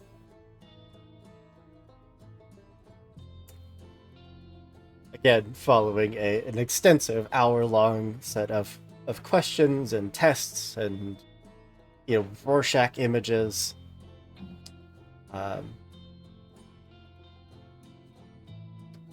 The robot would end with, and how do you balance the pursuit of normality with realization of what you've done? What I've done. Yes. You and your team were partially responsible for the destruction of Earth. Okay, just throw that weight on whoever was closest to when it broke, I guess.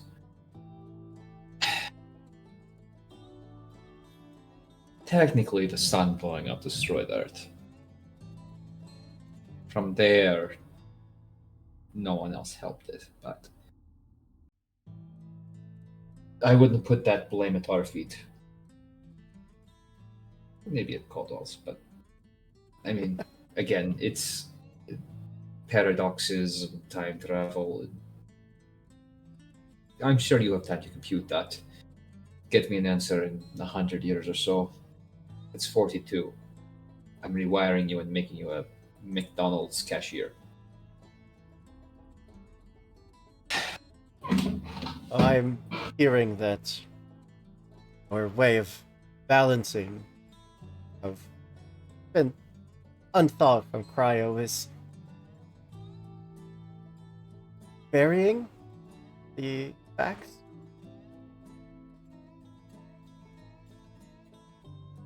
Have you gone through all the data of what occurred in the Yes. tower there? It is one of the very few things I was designed to do.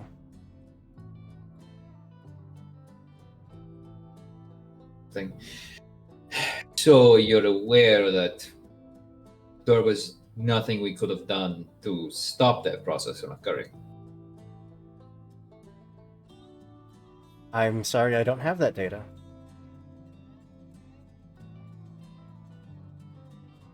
I'm not going to get into a argument with a robot today. But, at some point I'm sure I'll write a Wikipedia article you can skim through. But it's not on us. Pursuing normalcy is something we all do every day. I mean, truly, can you even define normal? But before you do. Many definitions of the word normal. Yeah, I'm sure you do. Okay. My point is, you have to keep going with the hope that if someone else had that same decision, they would do the same thing you did. Or, if not in the exact same way, with the same goal in mind. I'm here. I made those choices, yes. But hopefully someone else in my position with the tools I have would also do that as well. Your answer has been recorded, and I appreciate your time. Regular Socrates. All right. Looking forward to it. Yeah, well, if you ever need to shout at a piece of technology, where to go. Hear the door click, opens for you to step out, and Cassidy will be the last one to take a seat. Can I bring tuna fish in here? Like the cat, not the food.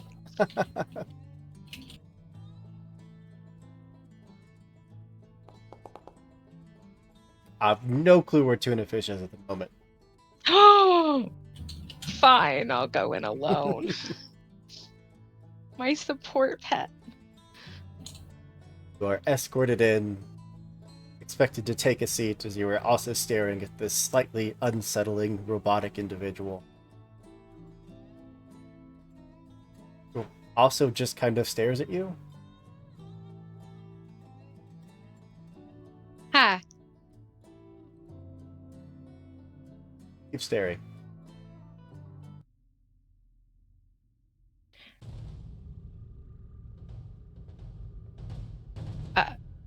Ask questions now, please.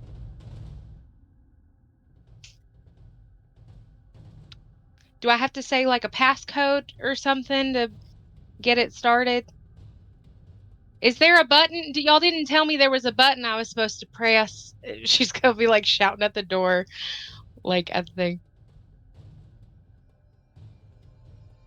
You can hear noise, as if there was like someone on the other side of the door you just came through, like pounding on it, like trying to open it.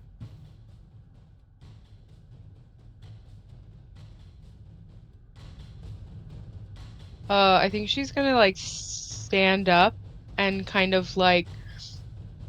Do I still have my gun on my hip? Not in here. Fuck.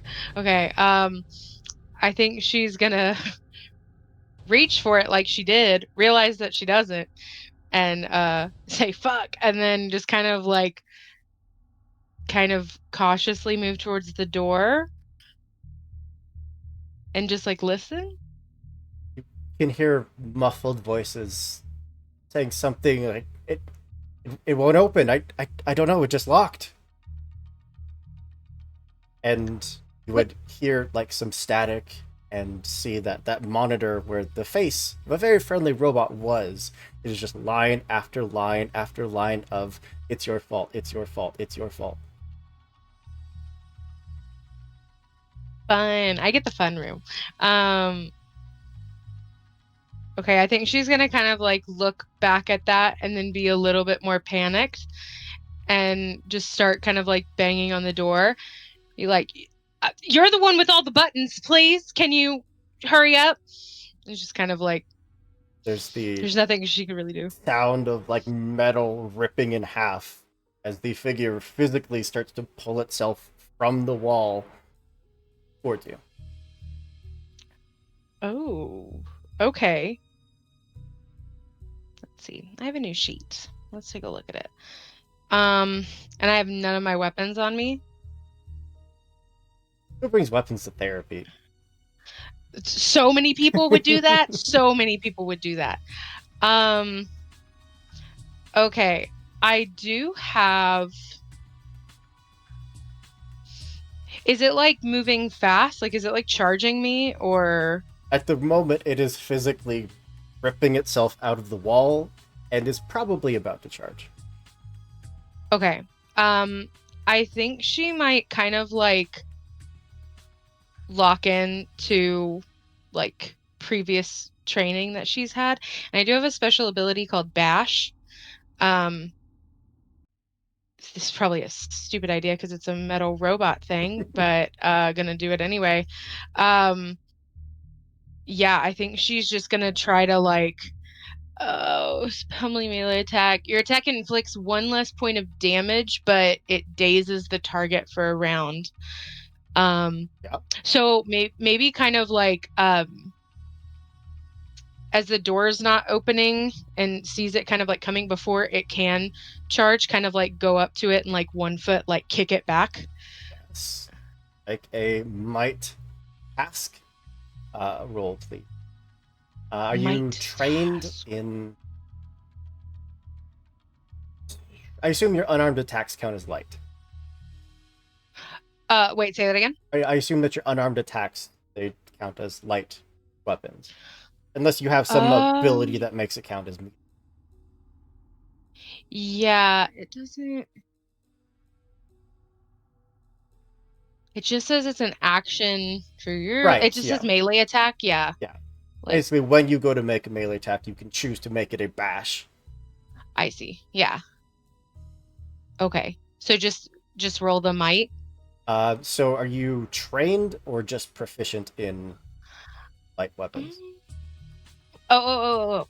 I am. Sorry, I don't have all the stuff in the sheet. Oh, no. I think I'm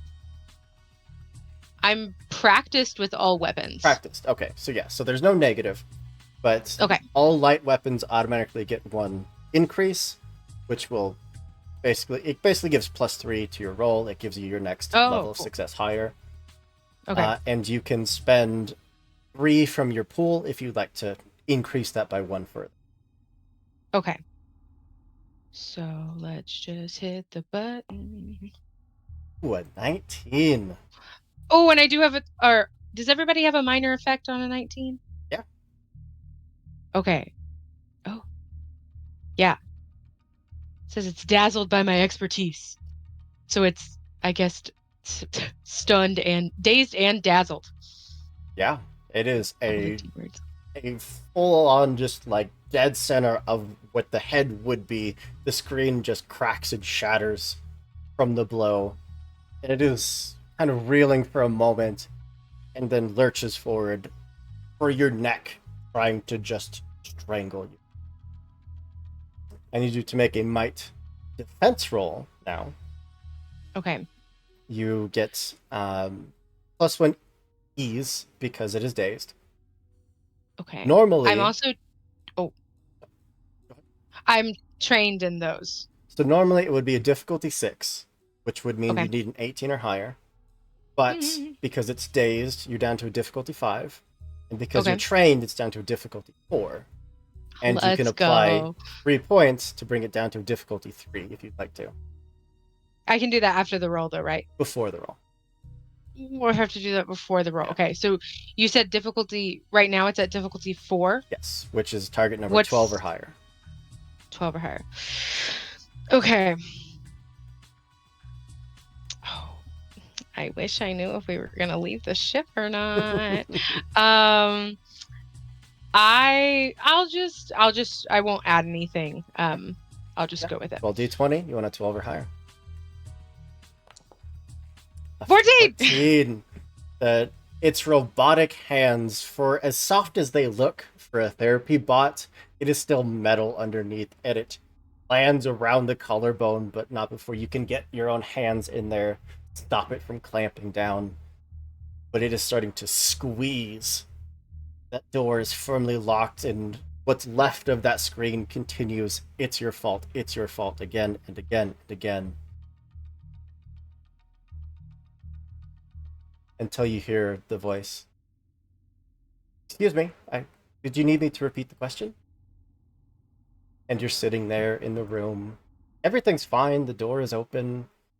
There's the friendly face of the robot staring at you. As if you just zoned out for a moment and then suddenly are back.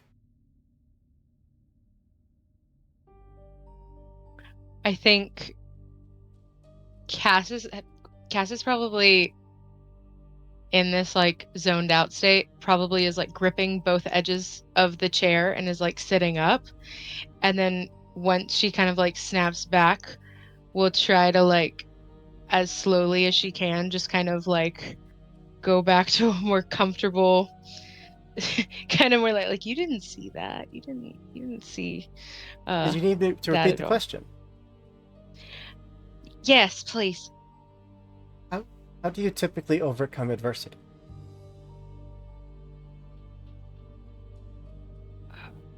I mean, I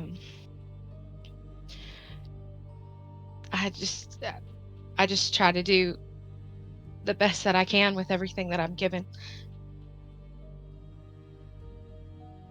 And you feel that your best is enough.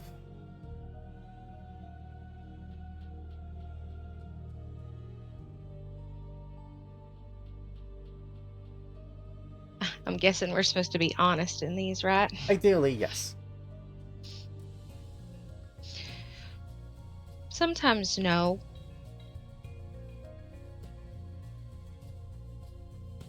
A lot of times. Some days 50-50, some days 60-40. It shifts. But I try. And I don't think anybody can ask anything more than that, right? No, of course not. You're doing great. She's still breathing heavy. You would similarly go through about an hour of various questions and tests, finally ending with, and I just have one more question for you, and then you can get out of here and continue your day. Great. And it's like, even as it's asking you the question, which you can kind of hear, it's almost like your mind just tunes it out. And in the familiar voice of one of your squad mates who died a long time ago, how could you let us die?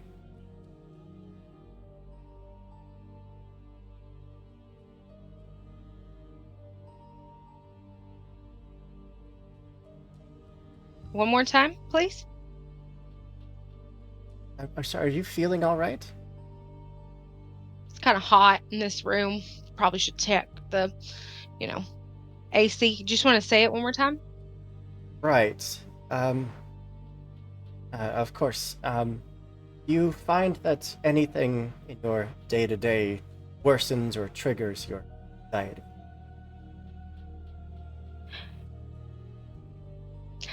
I mean, we don't have an easy job.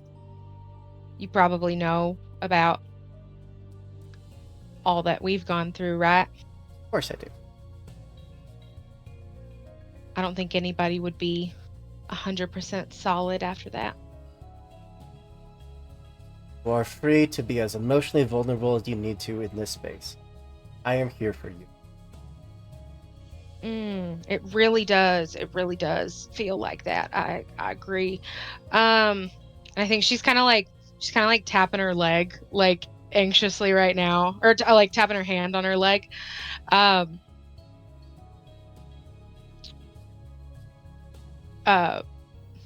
Here, wait, say it one more time. There's been so many questions.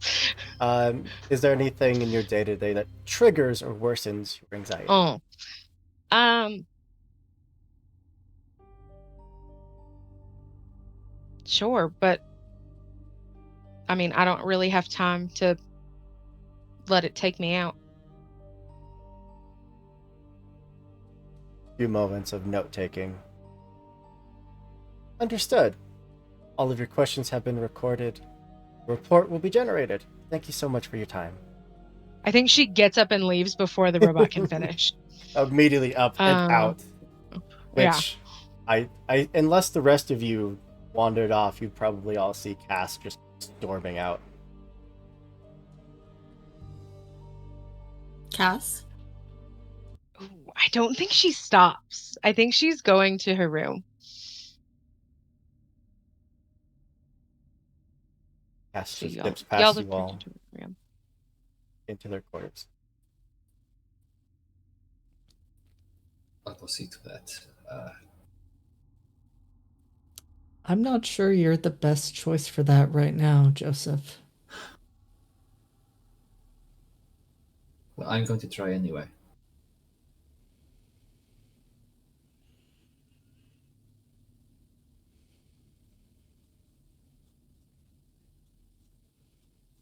Sure. What would you like to do? I had to Cassidy's bunk space. Well, actually, did you even bother to shut the door, or was it just storming in? I think she did shut the door. Oh, do we have like private quarters, Oh right? yeah, yeah. Yeah, then she definitely shut the door. Give it a knock. I think you instantly hear kind of like a just maybe like a vocal sound and then a lot of like just like really loud just like crying noises. And should she say can do you mind coming back later? Unless it's like super important. Is there anything I can do?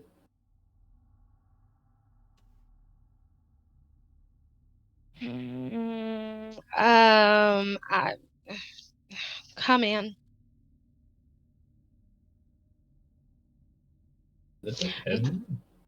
You'll see her literally just like on her bed, knees to her chest, like holding them, just kind of like head resting on her knees. She's obviously been crying, even though it hasn't been that long since she got to her room. Um, and probably like foot tapping, like 1 foot tapping a little bit, and is just kind of like staring at the comforter in front of her, like not really acknowledging you, just kind of like waiting for whatever. Make sure the door is closed. And sit somewhere nearby. Did it rattle you too?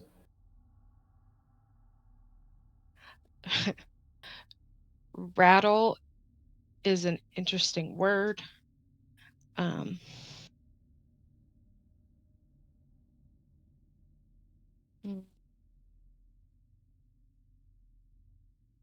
so pretty intense rattling.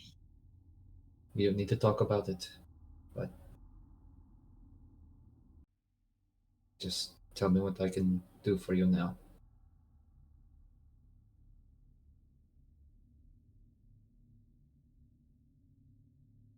Ooh, I think she's like trying to fight to like find an answer to that question, and like a few tears like stream down because she can't find one. Um, and she just is kind of like, I don't know. Okay. Why don't we just sit for a while?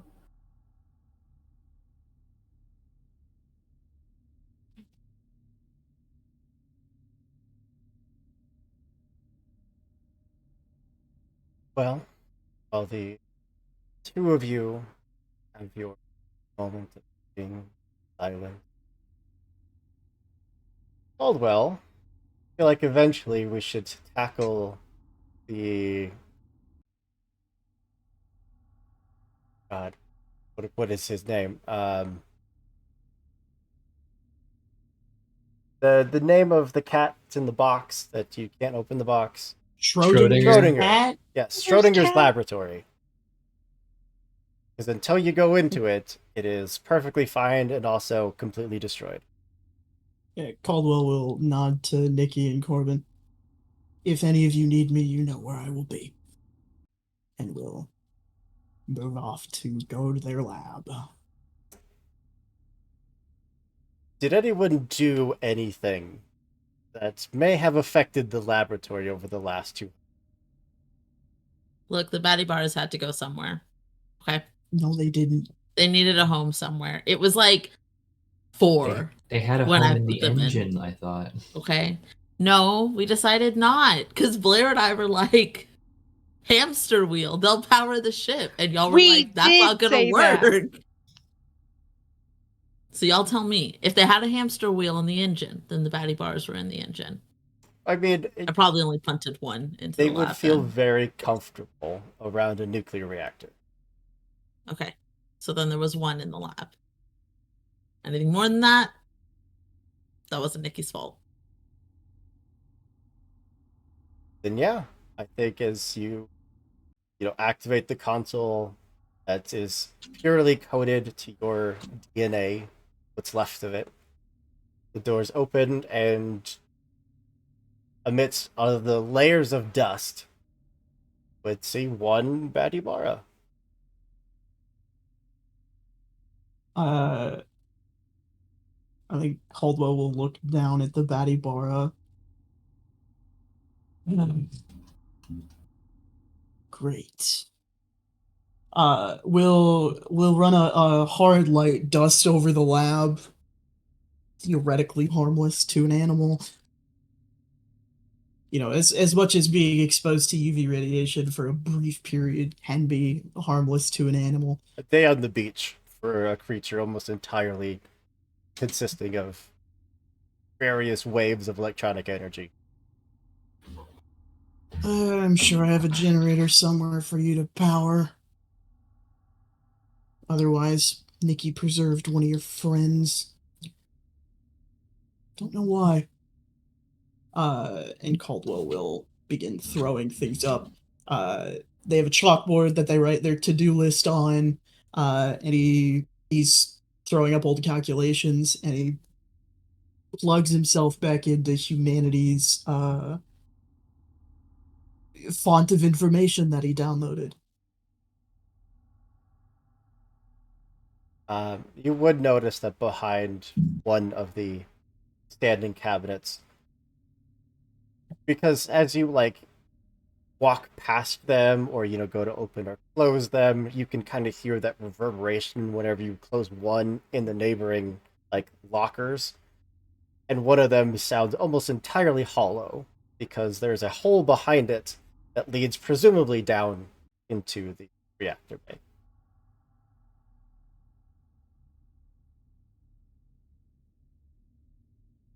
Nothing I have or own is sacred. It just looks up at you, intently watching everything you've been.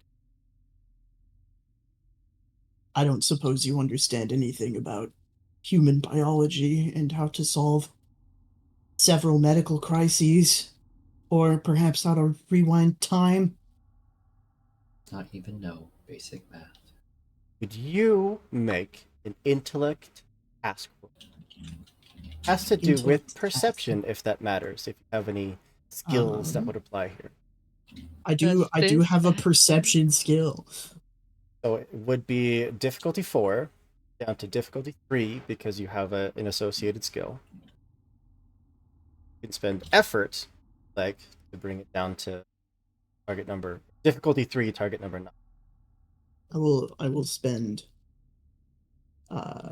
effort to bring it down from a 3 to a 3 points from your intellect pool minus whatever edge you have. surprisingly Caldwell's edge is in might. 13 didn't even need it. there is just a moment as you are talking and kind of looking back at this abomination that has been left to reside in your laboratory, when there's just a little, like, almost just strand of something that kind of moves across its fur before disappearing back into its almost venom-esque.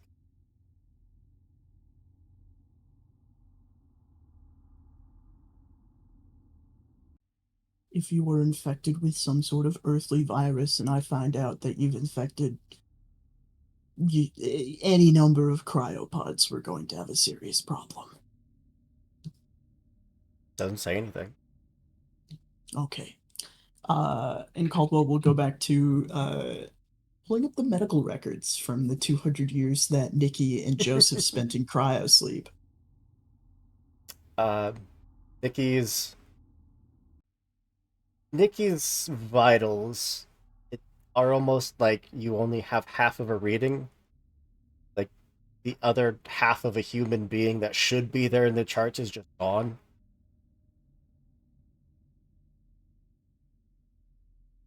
I wonder if you two can solve each other's problems. And Caldwell's going to take any biological scans that he has of them and is going to start running experiments and simulations. Above table, Caldwell's theory is that Nikki is moving half as fast as a normal human should. Joseph is moving way too fast for a human. Nikki's body is, like, basically almost in a permanent state of cryo, barely functioning, where Joseph is over functioning. The body is functioning so hard that it can't keep up, and it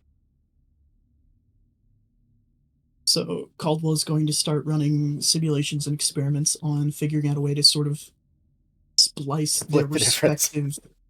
Yes, finding a way to split the difference. Yeah. just fuse them together and then split them in half. Good. It's gonna go great with those particular people. No, that's too brute Exactly. forcey. You have not heard from or experienced or even felt the presence of Pox in a very long time. Not since Pox technically sacrificed himself to save at least one of your lives. But as far as you can remember, that what Pox felt like just to exist in the same room as you. I think a little bit of that sense. Caldwell will snap back to the Batty Bar.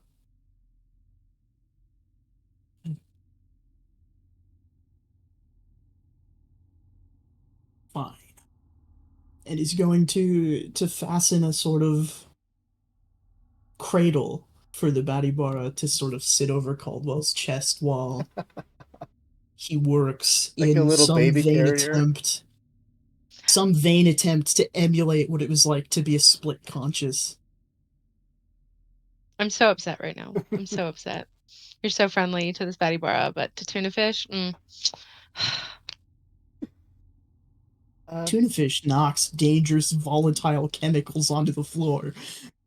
it's not his fault. Whose fault is it, God? There is no possible way to complete this research as the limited data you have at the moment. Not to say that there's no point in rolling, because I would set this at probably a difficulty, the maximum difficulty of 10, which means you'd need to roll a 30 on a d20. Not gonna happen. I've seen it happen. But if you would like to roll, we can kind of set an initial standard. We can start a clock for your research, and hopefully reach the point where you physically can succeed. That's entirely what I'm hoping for. So like I said, it is a difficulty 10, target number 30.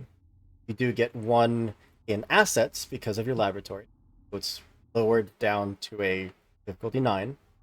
You spend some 27. effort if you want to get it down to an 8. And if you have any skill that you feel applies, you could get it down to a 7. I can pitch in you the following: chemistry or engineering. Absolutely. Chemistry works perfect. Beautiful. We're just gonna spend a few more points. So you just need to roll a Looks like- 21 on a d20. Yeah. That's like a normal.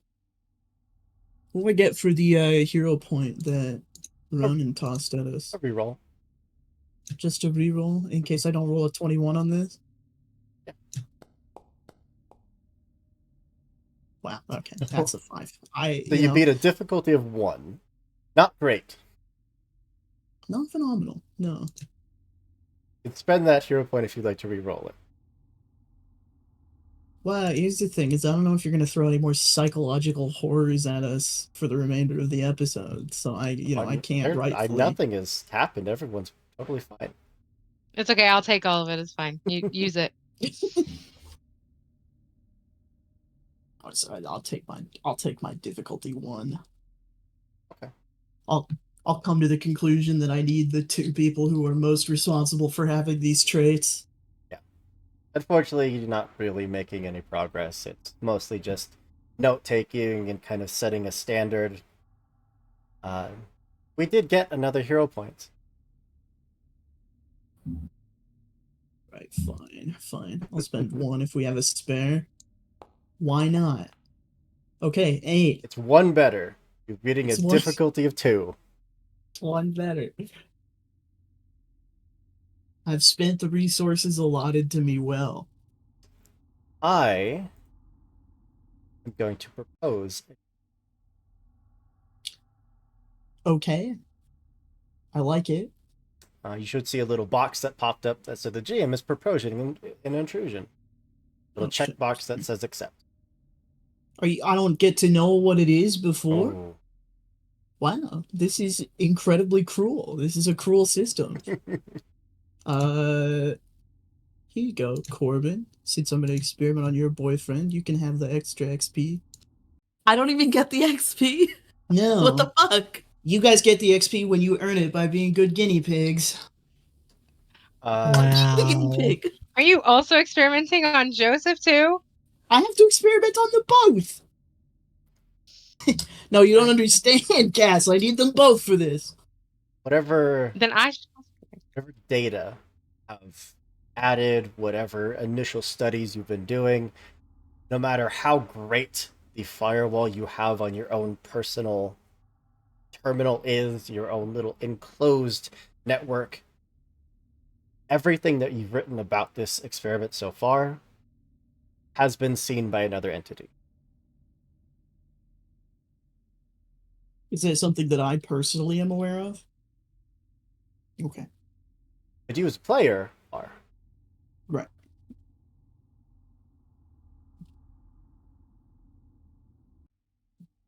Cool. And I'm sure that'll be just fine. It's like a normal thing that happens. Mm-hmm.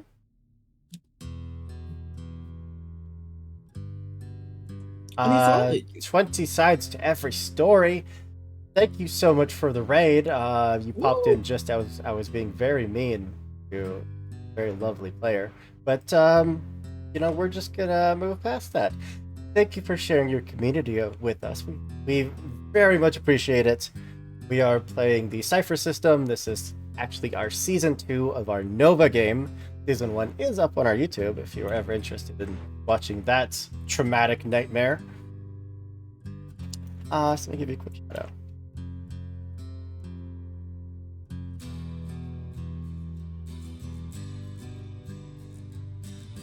Anything else you'd like to do in your laboratory? No, just need to go find Nikki and Joseph in due course. Well, this is the point where all of you basically have some time to yourselves, whatever you would do to pass the time before you're medically cleared. So, is there anything else the rest of you would like to do? Yes. Hit me. Nikki and Corbin, I think, have separate rooms, but Nikki sleeps on the floor in Corbin's room or on the couch or something, just to be close to another person. So Corbin is well aware of how little Nikki is coping with everything. And I think that at some point in Corbin's room, when they're both there, Nikki just kind of like gives like the squinty-eyed look over at Corbin. So you were awake for a whole year before the rest of us woke up. I was, yes. That's a long time to be alone. I wasn't alone. Others were awake and handling things around the ship. And what did you do?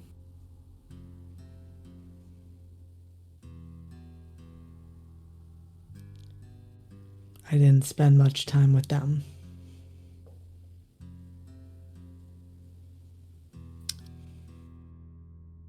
I know I didn't actually die, but I told you to let people in. I didn't stay dead, I should say.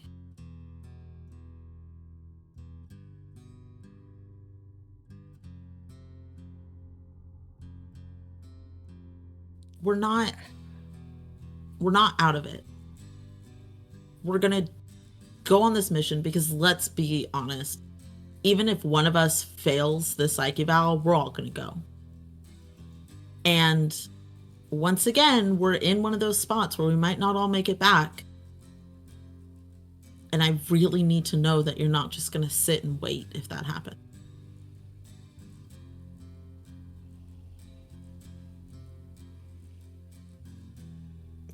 You're worried that...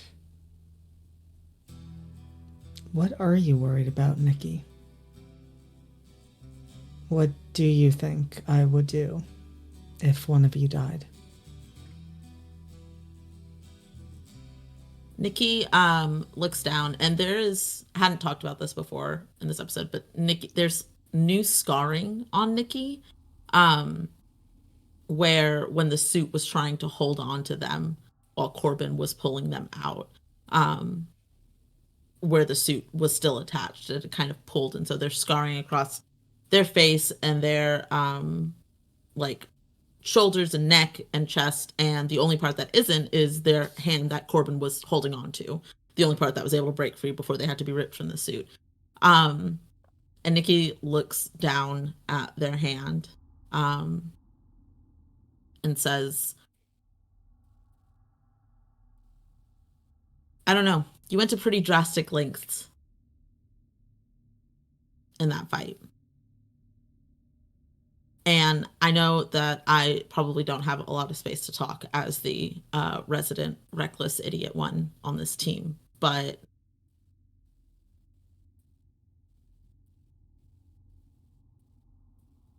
I don't know. That sitting and waiting for a year for somebody to wake up or come back when that might not happen is not a healthy way to go about things.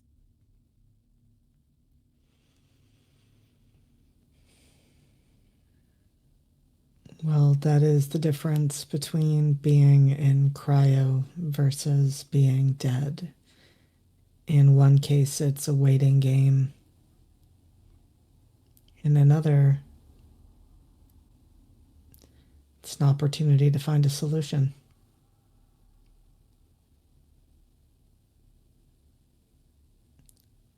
You're right, though, Nikki. I didn't get close to anyone while the rest of you were sleeping. Because I already have to sit with the fact that now I have 3 team members who may be exhausting to deal with and make poor decisions at times and show less than you a reckless disregard for their own well-being, one of whom is apparently actively dying, one of whom is an android. But 3 people that would affect me strongly to lose. And one person. And he makes direct eye contact with you. Who I would be devastated to lose. And I don't see any reason to add to those numbers when that is far more than I have been willing to take on for a very, very long time.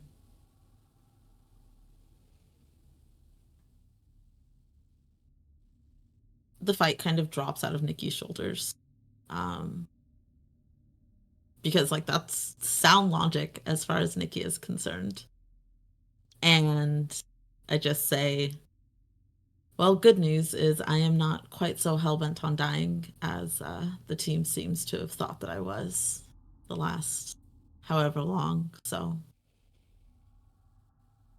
hopefully I will not be the problem child anymore.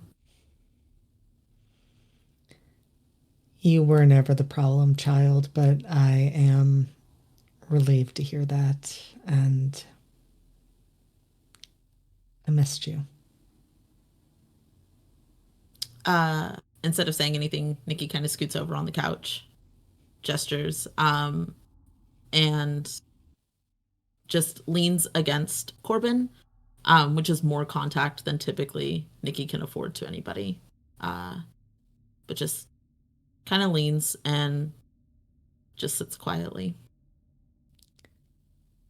How does Nikki respond if Corbin reaches for their hand? I'm looking at the artwork. In my head, Corbin was on the left-hand side, which is the side that was free, does not have the scarring. So that would be okay with them. Their right hand has a very serious tremor to it, and has all the trauma attached to that half of their body. So there's a moment where they kind of like shift their hand away very quickly.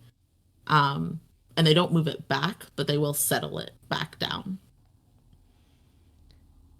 And Corbin will very, very carefully reach out to interlace his fingers with yours and just looks down at your hands interlocked and gives a small squeeze.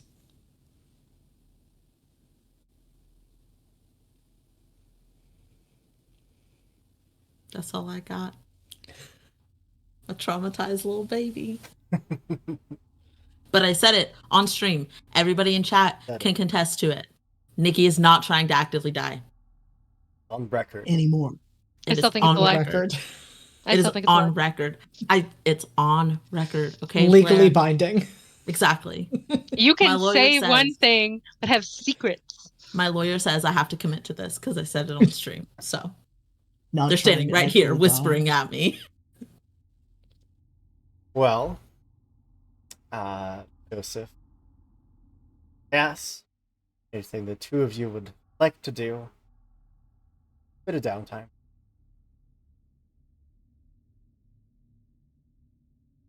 You go first. You go first. You're muted. So sorry.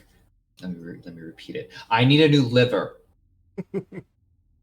The surgery. My downtime would be surgery, please. My downtime is surgical procedures. Yes. Okay. But beyond the physical upkeep, probably nothing too much of note.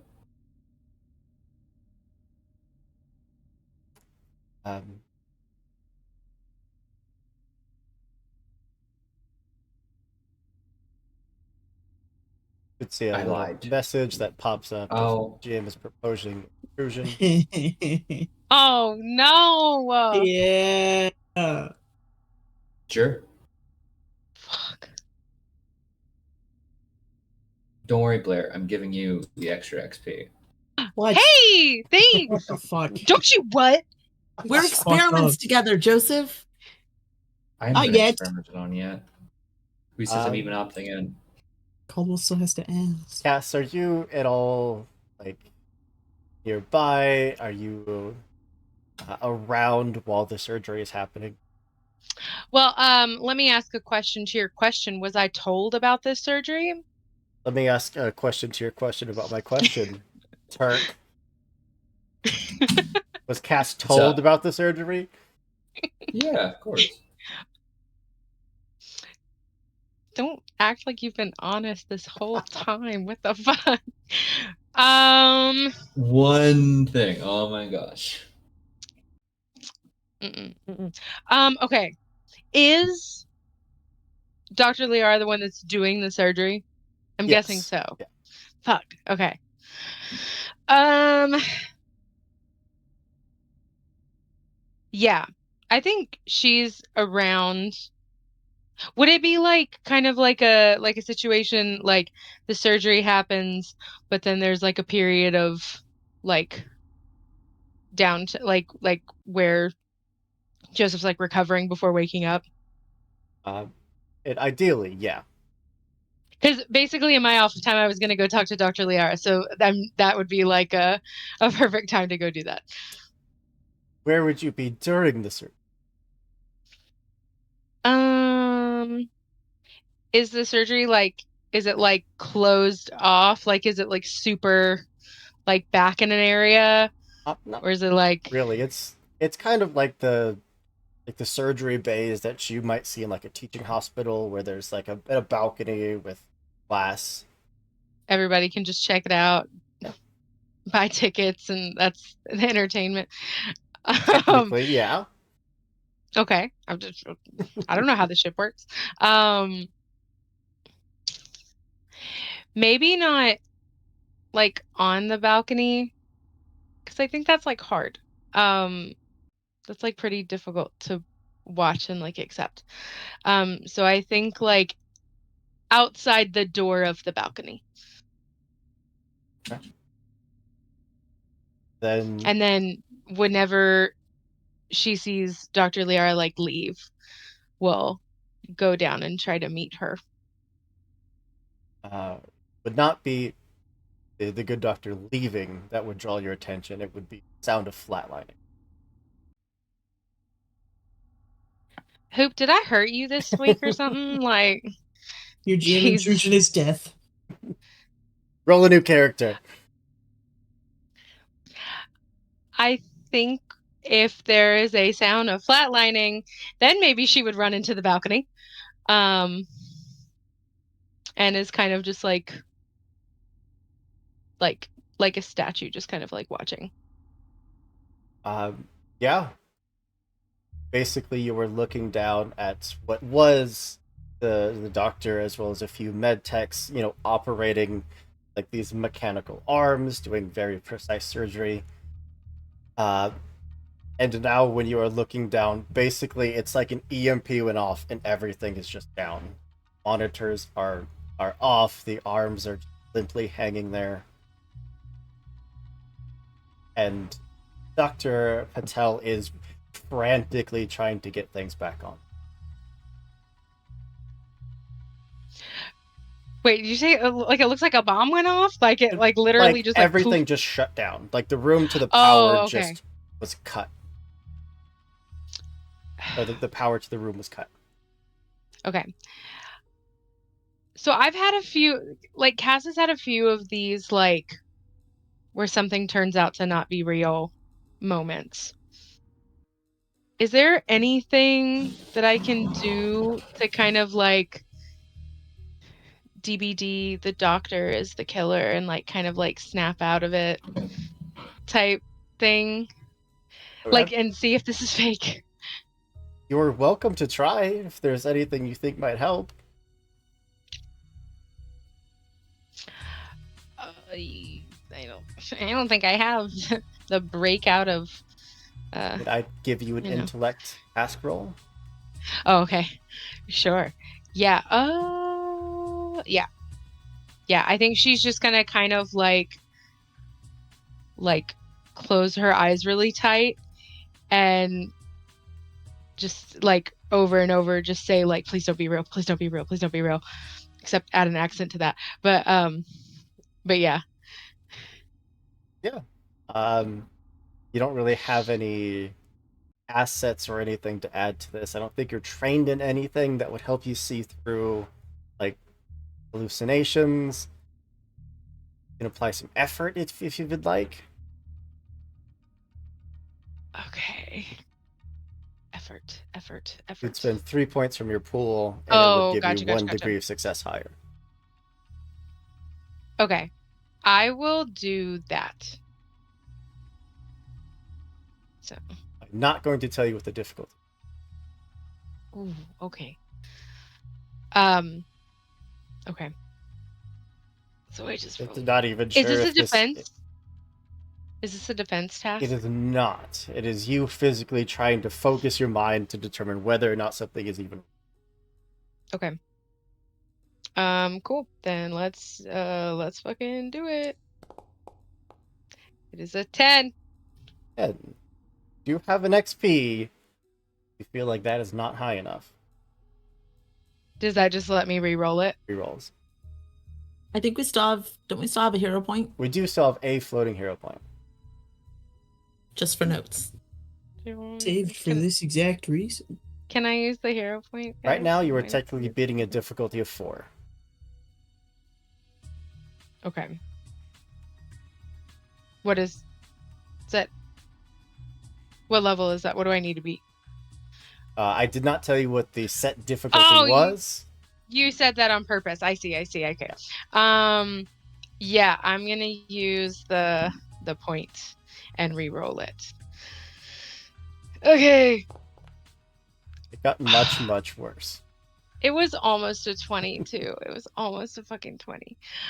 Yeah. Okay. Cool. Or as much as you were standing there staring, saying, "This is not real. This is not real." You open your eyes to see that med techs have now like descended onto Joseph, like doing chest compressions, like just bringing in like archaic medical equipment. Don't look so good for me, huh? So like my knee-jerk reaction is for her to like literally jump down there. But I think she's also smart enough to know she doesn't know medical shit. So that would be pointless.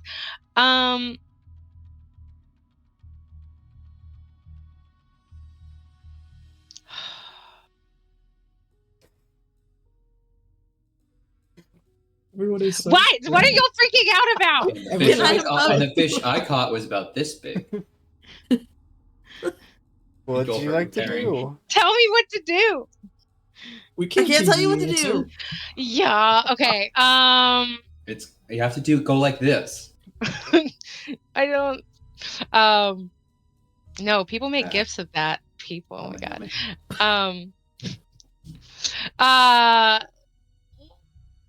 Okay. Stop. I'm Kian, sorry. I swear to God. I don't know how to fix this puzzle. Okay.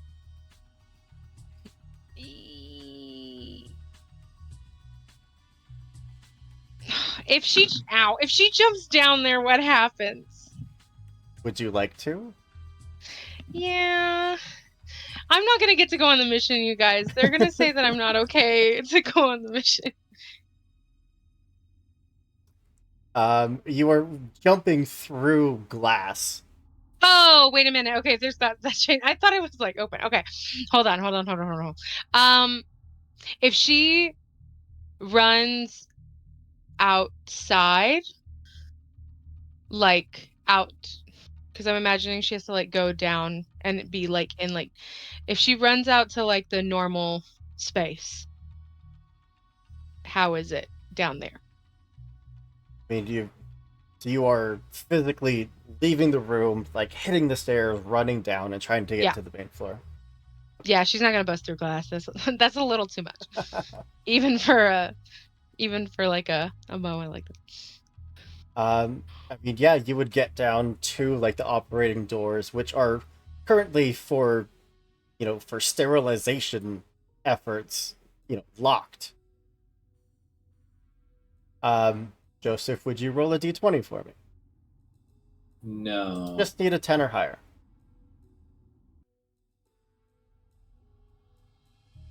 Sorry, some persons on Steam. They just started a game, so they blocked my roll. That is not a 10. That is not a 10 or higher. You have an XP if you wanted to spend it.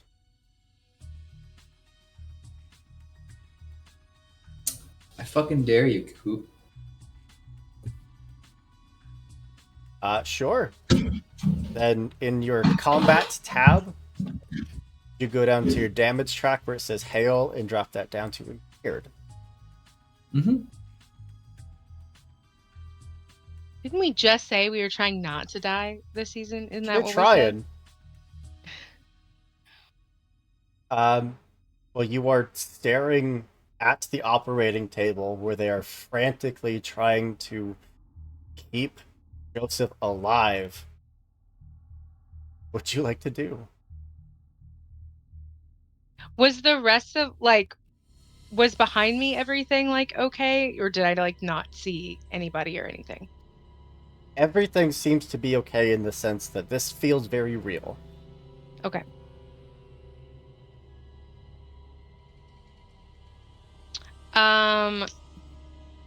Yeah, I think. Sorry, I'm looking at chat. I think that she will. She'll hit up comms and just. Fine, there, I did it. I figured it out. Jesus Christ. It's literally I thought it was fake. It might still be. That's fair and valid.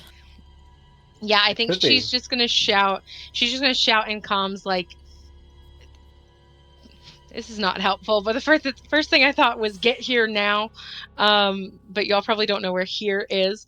So she'll say that first, and then there'll be a second of nothing, and then operator room afterwards. So Running. Structured enough. Running. Okay. wait, did you say that the doors were open? No, they're closed and Oh. sealed for sterilization efforts. So if I press it, it doesn't open? Okay. Quick and Caldwell, you should see a box that pops up. Jesus fucking. I love it when boxes pop up in my chat on. You gotta give someone Fun. XP, so really I'm helping you. Yeah. All right. Let's complete this set. There you go. Thank God. Yeah, you are tucked away in your laboratory, happy as a clam, working away. There is no call that comes from your comms. Shit. The other two of you, Okay. I'm not gonna ask for a speed roll. The two of you could get there quick enough that you were getting there before Turk needs to make another death save. And you are seeing the door that has been sealed shut. You are seeing lab techs on either side currently trying to pry it apart. And seeing Joseph on the operating table being just kind of manually kept alive at this point. Wait, so they're trying to get in, they can't get in, and They're trying to get physically trying to pull the doors apart. in. Everything shut down in that room, including the electronic doors. If Cassie's other people trying to get in, she's gonna try to do the same kicks that she did to that fucking robot earlier and try to kick the door down. It's basically a medical blast door. It's meant for whoever's inside to survive despite what happens outside of it. Do I have a gun? That's probably a bad idea. Maybe. Okay, I want to see the gun. We come up and see everybody trying to break through the door. Do I know that there is a balcony overview? Is that I like think something even like like running up to the door, you'd see it from the little window in the blast door. I'm gonna look at Corbin and I'm just gonna say, I don't think that door's gonna open. Do you know how to help him? Where are the baddie bars? Do I have Bandit with me? Do you? He's my emotional support baddie bar. I feel like I would. Okay, then yeah. And so I think if you have Bandit with you, what I think Corbin's going to do is he's not going to let you go through that glass. He's going to throw himself through first. Oh my god. So what you're saying is what I wanted to do first was the right move? God damn it. You didn't have a baddie bara. You didn't have a baddie bara. That's The true. move I you wouldn't have did done was shit. the right move. Alright, Bust because through that's a what you window and did. then cried. Joseph, would you roll another d20 for me? Jesus Christ. Are death saves a mechanic in this game, Hoop? There Or are are you some just like being an ass? there are some Sorry, that abilities was- that will specifically So call for sorry. them. But no, Okay. also yes, I am being an ass. I'm so sorry. No, that was valid. You were valid, Kian. A 13 is a success. You are remaining alive for the moment. As the two of you, head upstairs. All three. Yeah. Up to the observation deck and through the glass. Yep. First, I am not letting Nikki go through it first. I don't think it's a far enough fall that it would do more than maybe sprain an ankle. I'm not worried about the landing. I'm worried about the glass. That is what I'm protecting them from. Fair. I don't think I need a roll for it. I think we could all get down safely enough. And you are staring at an exhausted, wide-eyed Dr. Patel, who was basically just manually beating Joseph's heart at this point. And just stares at you, just like, no words, has no clue what is happening, is just trying to keep him alive.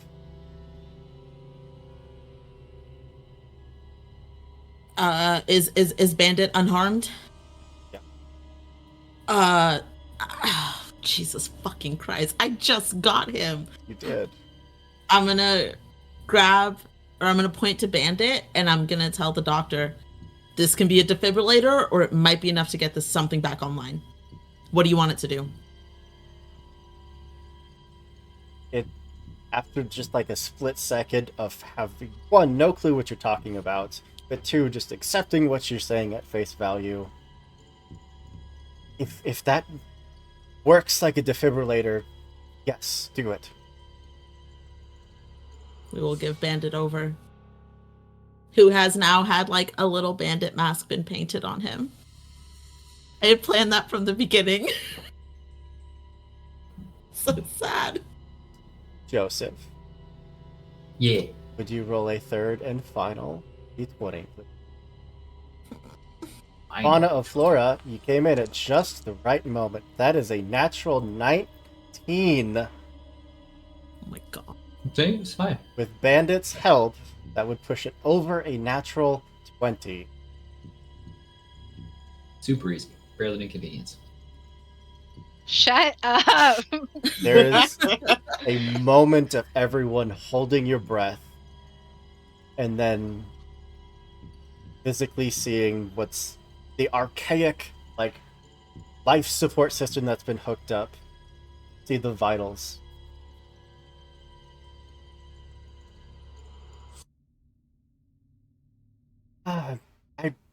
What? Is the power on for the rest of the ship? What are we? I don't know what happened. I was mid surgery and then suddenly everything just died. I don't fucking care. Get him off the table. Yeah, what do we need to do to stabilize him? Fine. For now.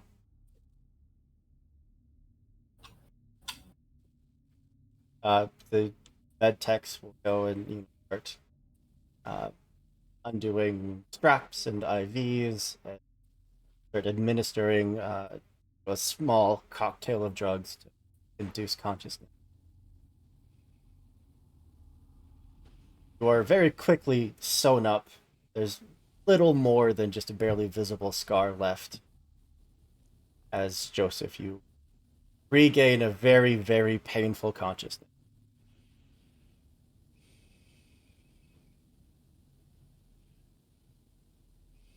Don't look so chuffed, Turk. What the fuck is that? Yeah, quit smiling.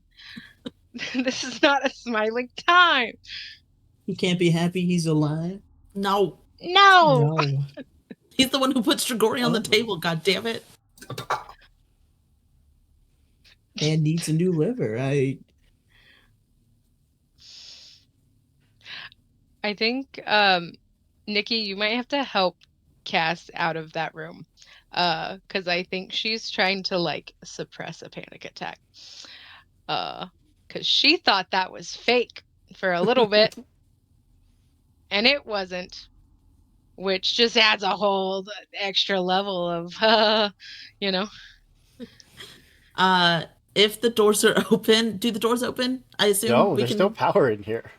Oh Jesus Christ! How are we gonna get out of here? Climb Can I climb back back up? Is there I is there like enough exposed piping or something that I can climb back up? eventually, like metal sheet cutting saws are brought out, and they physically just start cutting away at the door until it cut out enough chunks that people can start getting in and out. I think that Nikki notices that Cass is not doing great, and will probably go and stand next to her, think about it for a second, kind of steel themselves, put their arm around Cass's shoulders, and then I'm not sure what song, but some song from karaoke night. They would start to just quietly sing it as like something for Cass to hold on to until the doors are open, and then they can usher Cass out of the room. Yeah, I think she'll probably cry at that. That's pretty touching. She probably cry. But I think you will hear her kind of like muttering to herself a little bit, like that was real. Was that real? Like stuff like that. And kind of like not all of it fully enough to where you can hear, but you hear like little bits, and it's just kind of like her questioning that. So I think on our way out, I turned to Corbin, and it is sheer desperation of just, I need you to make sure that he is alive, please. And I think I think there's that moment because Nikki has been focused on Cass that it isn't until they turn back to him. Corbin looks like he's in pain. Like he has a clenched jaw and it doesn't look like in anger. His face is drawn, but he meets your eyes and just nods and indicates that he will make sure Joseph stays alive for at least a little longer, despite his best efforts. There is a lot of feelings that Nikki has, but Nikki is in mission mode, and right now the objectives are to make sure that Joseph stays alive and that Cass gets out of this room and is able to calm down. And so I will lead Cass out of the room and into the hallway. And the whole time is probably like, where the fuck is Caldwell? Nikki's furious. Nikki is goddamn furious about this entire situation. And once we were out of there, we would probably try to reach Caldwell on comms. I don't know if it would work. Yeah, no problem. Immediately reach him. Is this thing on? Are you listening now? What's happening? Hello? Yeah, Joseph just flatlined on the fucking operating table. Can you get down here, please? Oh, why didn't anybody call me? We did.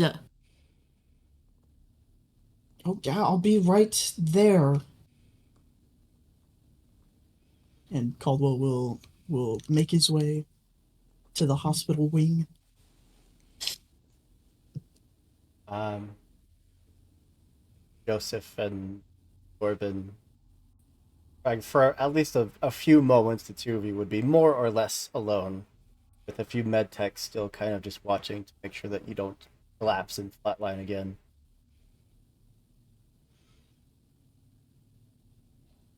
How are you feeling?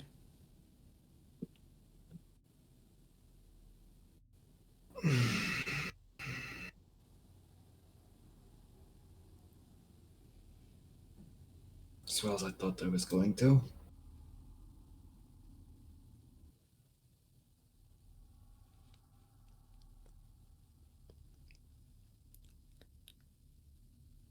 Well, I'm glad you can at least gauge your mortal limitations. So do you like wake up and write down a lot of very strange things to say, or? Because I can help you workshop that stuff.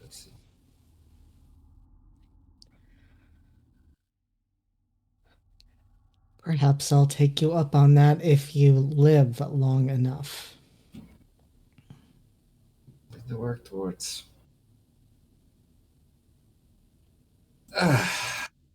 They don't usually just let anybody sit bedside, so something must have happened. Yes, you've flatlined. The power went out of the entire room. And I don't think that was an accident.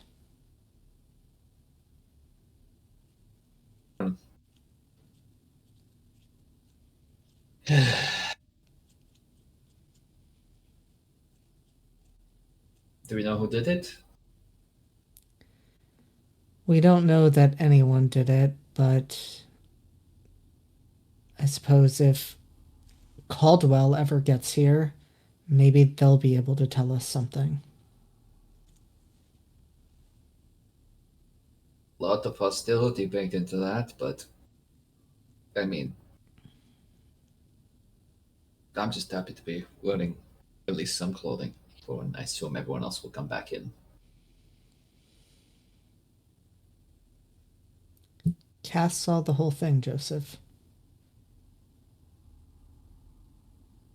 Yeah, I imagine that would be really traumatic. It was.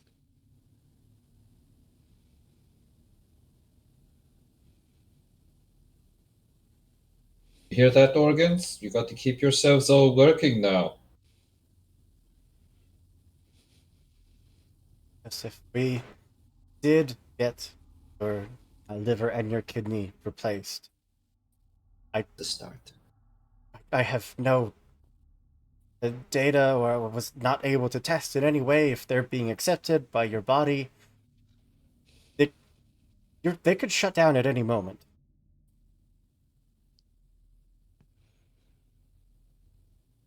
Lucky for us both, I know what that feels like.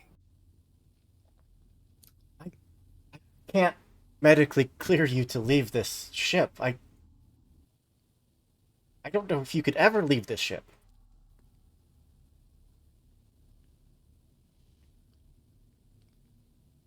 I have like a second opinion. My opinion is the only one that matters. You are, Ow. for Look my at you with the big patients, ego trip. your life is my responsibility.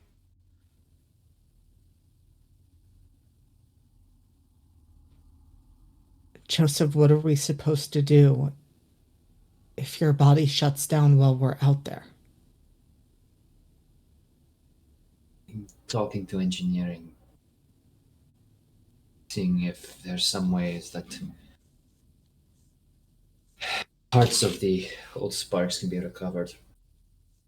Again, not a cure-all without the proper coffin system, but the extended functionality, you know, like a diving bell.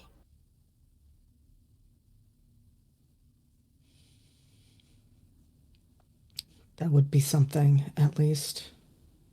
That's all I have. I'm not supposed to be around this long.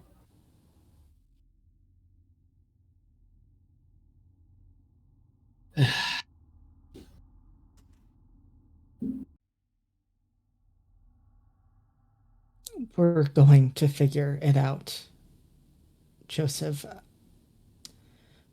Between me and Caldwell,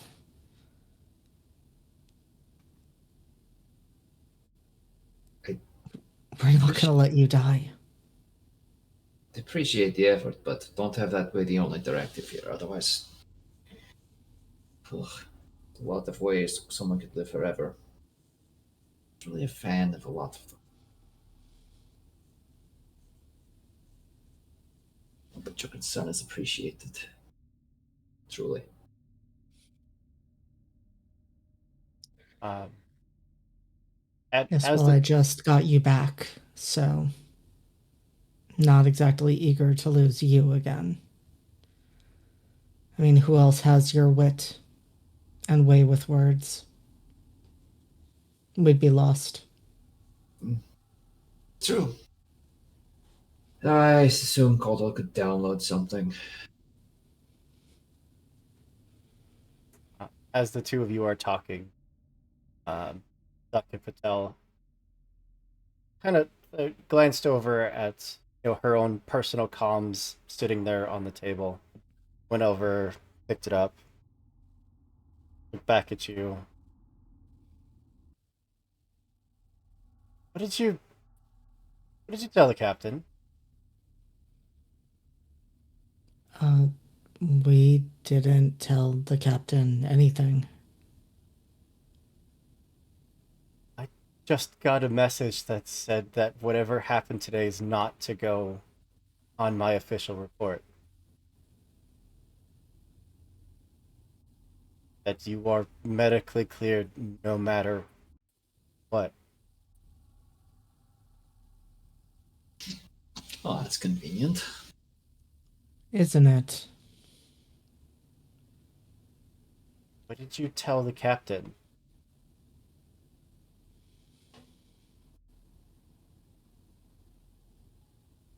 We told the captain that we were willing to take this mission.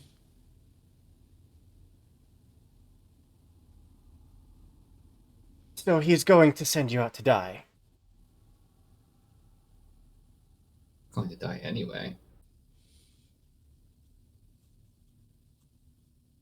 I mean, I could stay in here and we can keep having power fluctuations as I go into the knife, but maybe I could get out there and make this worth it. I can't. And just like picks up her stuff and will just.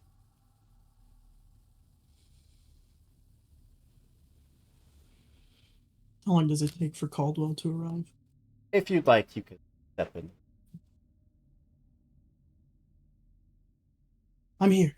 What happened? What? Caldwell, where the fuck were you? I just got a call to come from Nikki. Well, you missed all the fun.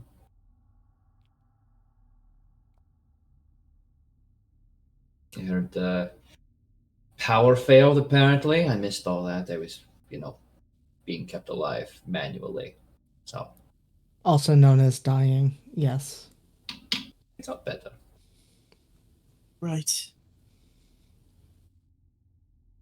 I assume perhaps the power failure caused some sort of disturbance in comms. I would have been here much sooner had I known. It didn't stop me and Nikki from being reached. It's possible you guys were closer. I have no idea what happened. And I'm sorry, but I'm here now and I will help in any way I can. I also have a pitch. Not a pitch, a notification of some work I've begun, but that can wait till after. What happened here? Now is as good a time as any. This might as well happen. What is your pitch called? Not without Cass and Nikki here.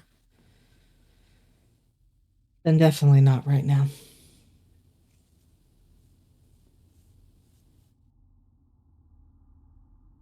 Can Caldwell attempt to access the wirings, the power grid of the room at all, and see if perhaps Yeah. he can locate where the Yeah. failure was? That wouldn't be hard at all. Yeah, it's for most people at first glance it would just look like a short,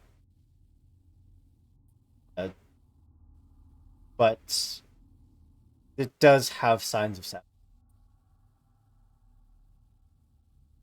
Any notable traces? The nature of the sabotage? Yes,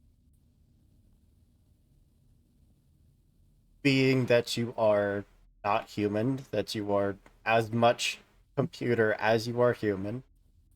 I think after a little bit of time, you basically like track the IP of where the intrusion initially came from.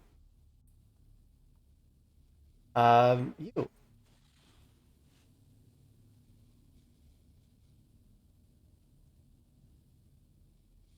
Huh.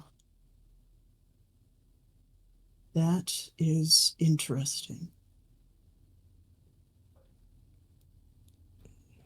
What is interesting, Caldwell? I think we should go find Cass and Nikki. Joseph, can you walk? They didn't touch my legs, did they?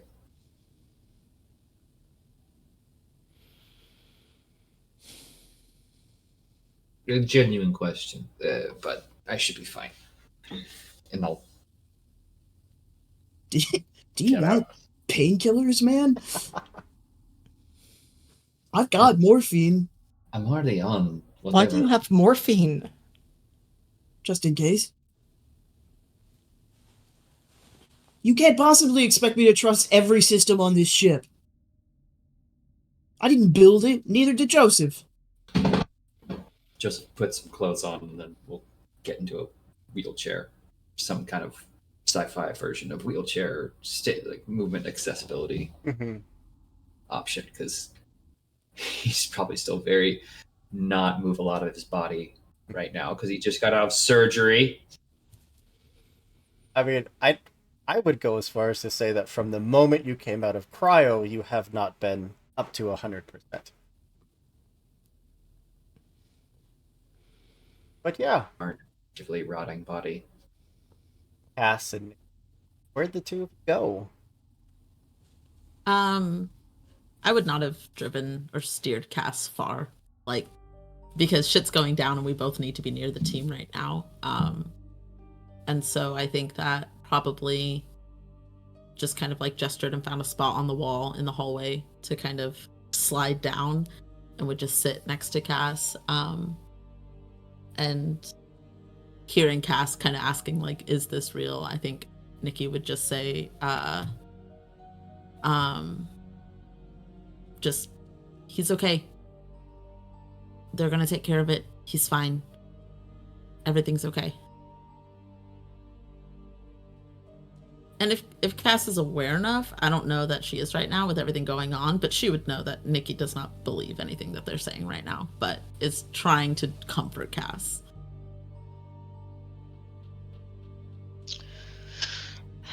I think it would take a bit, like you saying that and her still like repeating what she's saying, for her to kind of like be present here. And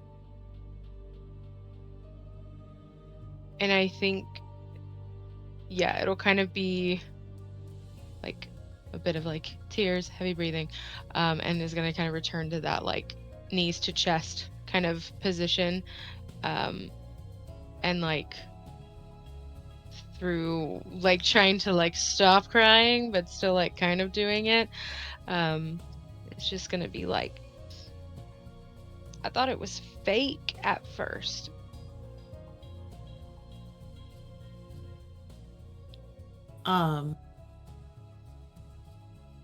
What about that said fake to you? she's gonna kind of just like grab her head because this has been happening the whole time. And yeah, it's just like I don't know what's happening or what's not happening. There was the ship that had all the monsters on it, and then there was the psych robot that tried to attack me. And she's gonna kind of like I think she's gonna look at you, and if you have a puzzled look on your face, she's just gonna be like, oh hell, I sound crazy, don't I? And it's gonna like flip out. I mean, a little, but I believe you. How has this been going on since you woke up? Yeah. Before Okay. I woke up. Okay. Okay, one, the psych robot's fucking weird. All right, we can just whatever But- weird shit happened there. Did it attack you? No.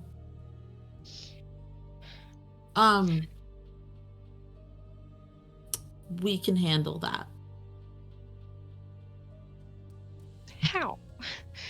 We'll take it was apart. It was literally like attacking me, and then I was back in a chair like nothing had happened. It's in my head, Nikki, and I don't know how to get it out. Nikki kind of laughs, and it's more of that like knowing, like that settles very unfortunately comfortably in their bones. Yeah. I haven't had any robots attack me and then not, but it's kind of hard right now to tell what's real and what isn't. And then I thought this was partially fake, and it took me a long time to even call you guys because I didn't know what was happening. And Well, then just call us first and we can tell you if it's fake, Cass. Look, I don't know this doctor. I don't know any of these fucking people on this ship, okay? This team that's all we have.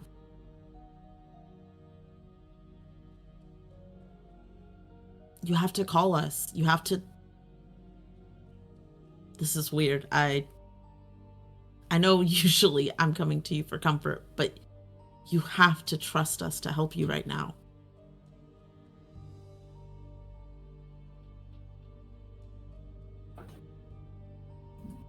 I think she's just gonna kind of like sit with that and kind of like pull her legs tighter to her chest and kind of like rest her head on her knees, and just like look forward, because that's a very foreign concept.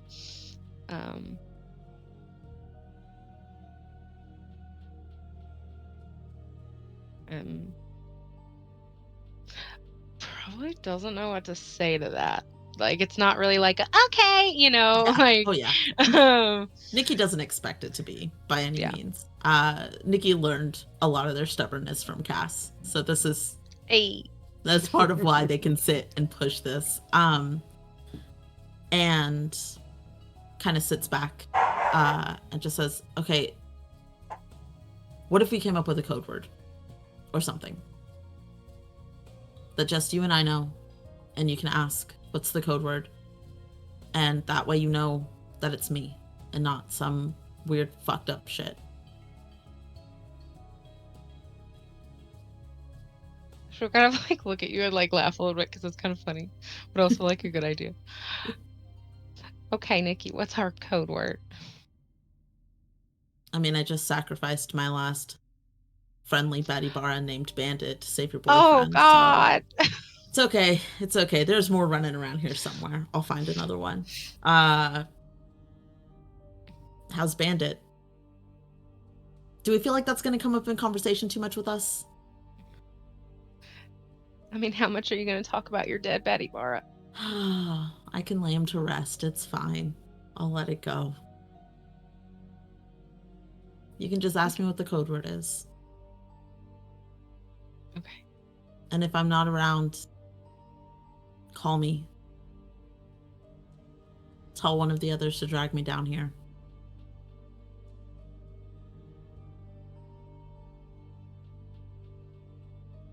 I'll try to be better about that. I know you will. And try not to push yourself too much if you don't. You're a little hard on yourself, Cass. Just like a smidge. We don't have to dive into it right now. I don't know if Joseph's tried to have this conversation with you and you just kind of probably stonewalled him out because you're pretty good at that. But you know, Corbin is doing this thing where I'm not allowed to run from my feelings anymore, and the only healthy response to that is to make sure that somebody else can't run from their feelings. So I'm just gonna put it out there that you're a little hard on yourself.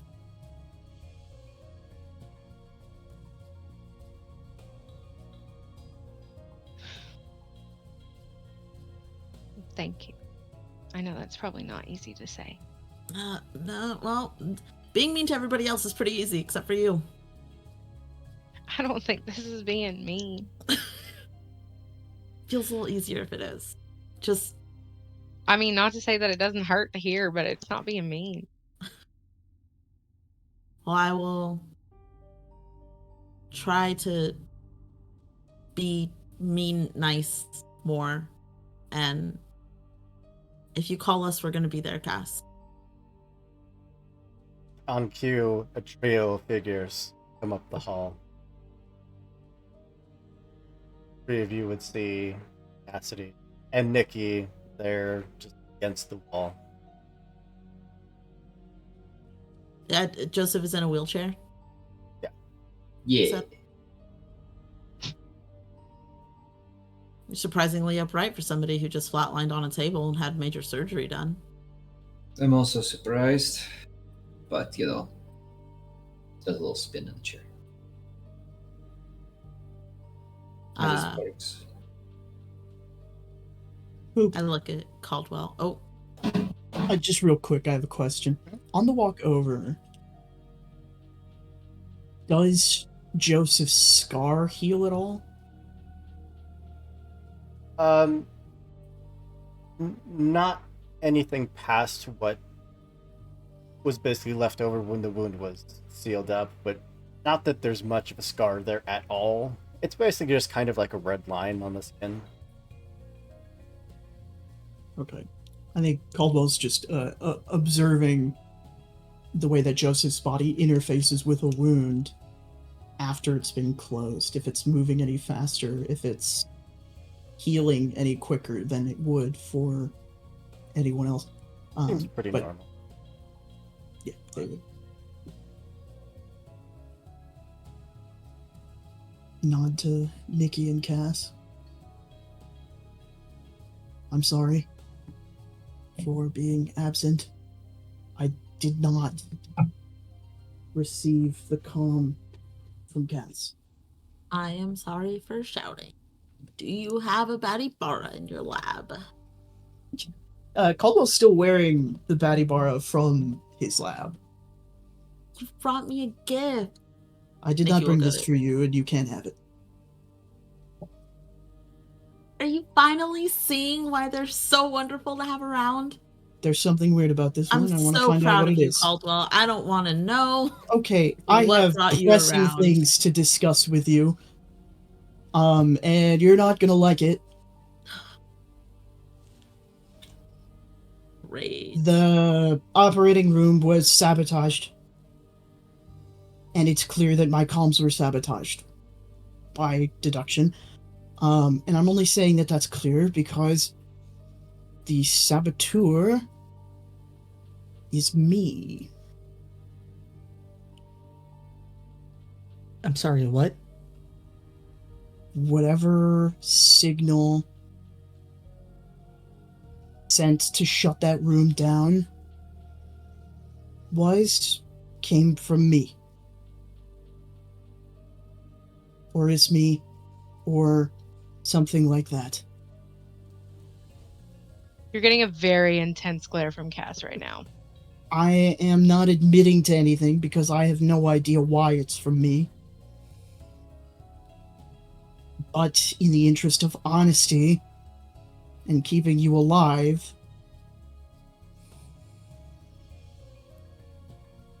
I am technically, by all physical accounts, the origin of the sabotage.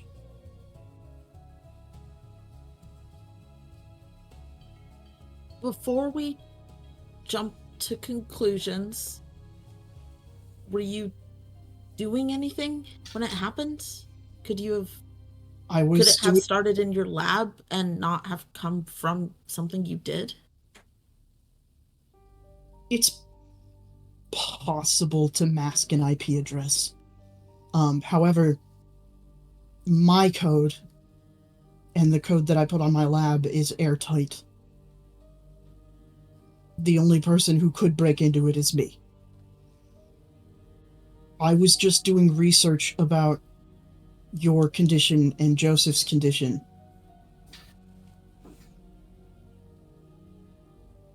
Is this the only time you sabotage something?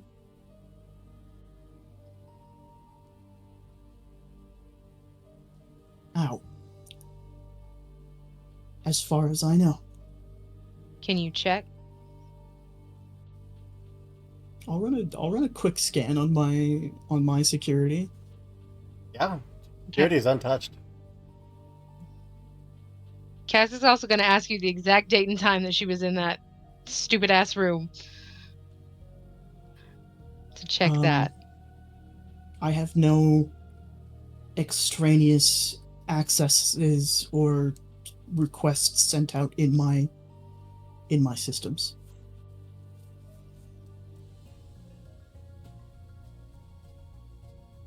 That said, I was working on something for the team, let it be known. I think that Joseph's condition and Nikki's condition could cure each other. I don't have a condition. You do. Your vital signs are half Your vital signs are half human. And half what? No, that's it. Just half a person.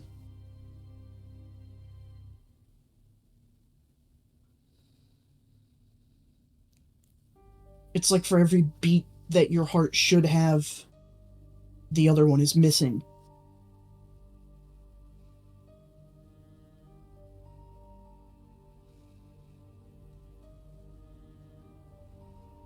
Cool. Now, Fun we don't and neat. know the medical implications of that yet, but Joseph has the exact opposite problem.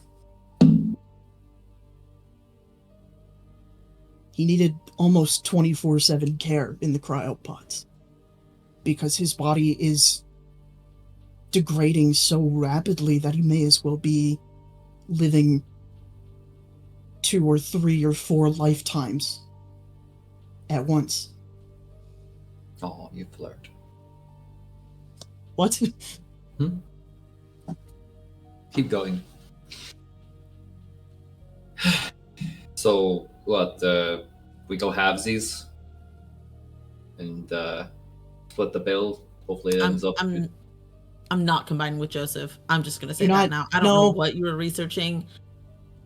I don't intend to make you one person. I just need to figure out what the biological base of your conditions are, so I can separate them out and combine them on a cellular level. And essentially vaccinate you against each other.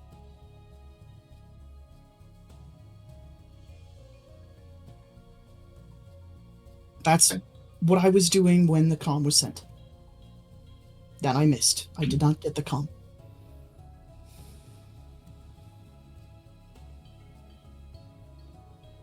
Okay. Joseph had a surgery interrupted. Comms got disturbed, and somebody is making it look like it came from Caldwell.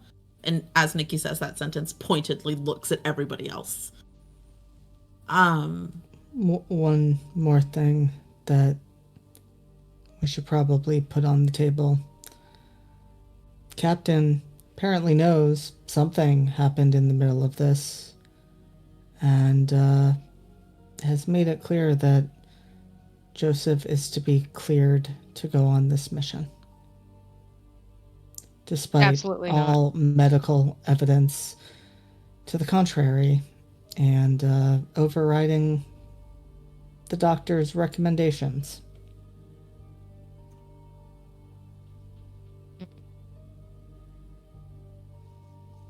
I feel it's safe to say that this ship is trying to kill us. We have class 2 Absolutely. security threats. Something on this ship does not want us all. I don't know what its goal is, but I'm gonna look at Caldwell. If something happens to Joseph and we're not on this ship, can you keep him alive?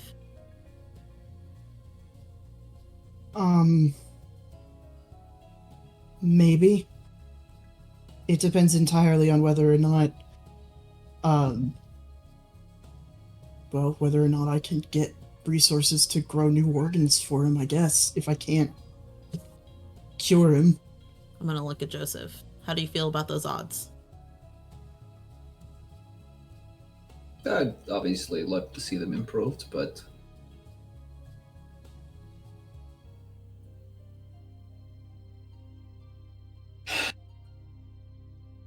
I don't know. I mean, it's all theoretical, right? You've just started looking into this. This Right, is a theory, This is my primary theory. so it's a theory. Yes. We don't even know if this is a thing to actually work on. I would love to hear more data on this once you've actually had the more than half a day to really turn into it. My mind goes a lot faster in this body. Half a day to me is plenty of time to have run the calculations for this to at least be worth pursuing. Don't hurt your elbow while you do it. Jeez. Do need your consent for it, because I need some blood. I mean, this isn't even really mine anymore.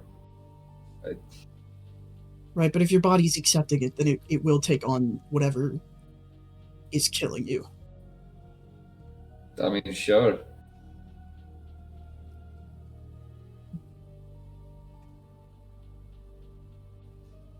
So we hang out while Caldwell runs these experiments as though the captain isn't going to try to kick us off the ship first chance he has? No, I think we try to figure out what the fuck the captain's up to. And the more time we're away from the ship, the more time we'll have a chance to have a conversation that's actually private. But again, if something happens to you out there, it's about a 50-50, it sounds like, that you're going to make it. What if I could get access to the captain's terminals? Everything the It's captain going sees to in the be system. the same if I stay. How is Caldwell supposed to figure stuff out and us go to this unknown planet at the same time? Maybe I'm not supposed to. What? If you're not going to be there, that's a problem if you're our primary person keeping Joseph alive. Right, but that's what I'm saying, is maybe whatever force has conspired to both fake my signature, sabotage Joseph's surgery, and drive the captain to clear him, despite that clearly being not in the interest of the ship or its passengers. Maybe I'm not supposed to be able to do all that. Maybe none of us are supposed to succeed here. So what if we buy you time? What if we tell the captain that somebody has to go scout first? Get a sense Absolutely of what not. is out there not engage. I have the most scouting experience out of anybody on this team. You're not leaving this ship. I'm trying to buy us time. If somebody wants to come with me, fine, but you need to stay on the ship, and the captain is going to try to send all of us, including Joseph. We are not sending a sacrifice. I'm not going to be sacrificed. I go out, I do a little walk around for 24 hours. You said your brain can do a lot in half a day. If I can buy you a day... Nikki, the problem is we don't know what is out there. You say a day, and sure, if this were the most peaceful planet that could be found with no natural hazards or otherwise, that would be one thing, but for all you know, you're going to step onto the planet and there's going to be something about to eat you. That is a day of having to find ways to keep yourself alive from threats you can't even anticipate. I didn't know my suit was going to try to eat me. And I lived through that. Barely. You barely lived through that. It's just a proposition. So, the problem with that, operating on the data that we have, which is that we know the captain wants us off the ship, and that we know that something is out to get us. You go to scout to, quote, buy us time. As one of the people that the captain would want off the ship, we cannot guarantee your return, and any attempts to go get you might also be met with the same fate. I just am going to put a question out there that feels warranted for us to consider, and that is, if the captain wants us dead, if that's the hypothesis that we're going with, he's certainly going to an awful lot of trouble to make that happen when it would have been simple to shut us down when we were in cryo. They had a full year to take whatever actions they wanted to against me, and they didn't.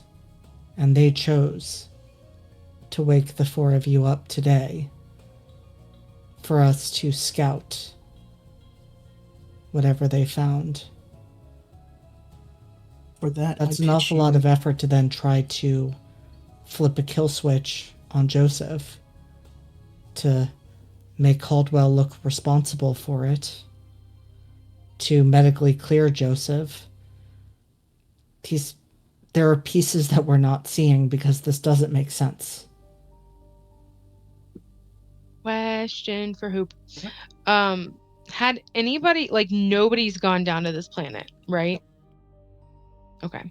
Have they sent, like, any kind of, like, do we have, like, I don't know, little, like, CCTV drones that we could, like, send down and, like, check it out first? They did basically send down, like, atmospheric sensor drones to make sure that there was oxygen, like, that it was a survivable temperature, like, that there was drinkable water, like, things that the basic necessities for life these planets have. Anything past that, no clue.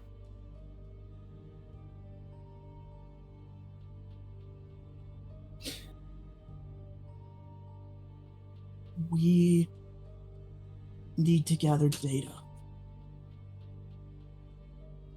We don't need to leave the ship. And I think we should ask the doctor to file the report as it was witnessed.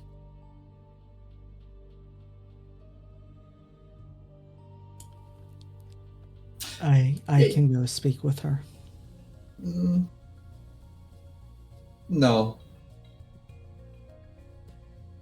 No, don't do that. It doesn't increase my chances of surviving. I'm already probably going to deteriorate before you can make any substantial impacts. I mean, hopefully your theory works, but the mission here is legitimate. This isn't just, whoa, go send them off to die in Iraq. If we can find a home place for humanity, that's massive. So, I mean, why would the captain try to kill us? Excellent question. It doesn't make sense. You're free to corkboard and redline as much as you like, but in the meantime, we have an entire species to hopefully save. Because if they continue to live out here in space, they're on limited time. Especially if there's something out here fucking with life support. So we could do a scouting mission, but we're doing it together. We can call it whatever we want, but the fact is, people need a whole place to call home. It can't be this ship, because clearly it's fucked. Do you want to die, Joseph? Of course not. But I've accepted it's a possibility. My chances are just higher than the rest of yours. Your chances of death. Yes. At this point, yeah. But Okay. So you can moralize it however you want. You can say I'm much safer sitting on my hands and never going out to sea, but that's not what fucking boats are made to do. So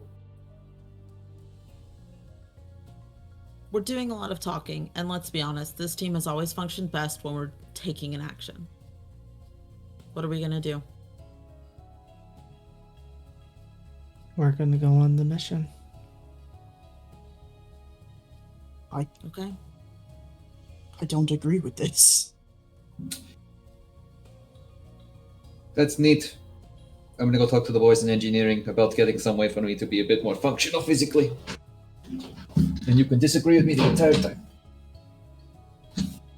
Caldwell, do you want to stay here and do research? One of us can stay with you. No, we're not splitting the party. We're a team. If majority law is that we're going on whatever death quest we want to go on, we've done it before. We'll figure it out again.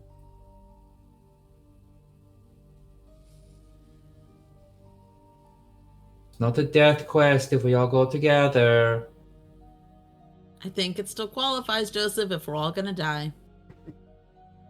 In a long time. Just don't. No, you go ahead. I just Enchanting Sorcery, thank you so much for the raid. We've had so many raids tonight.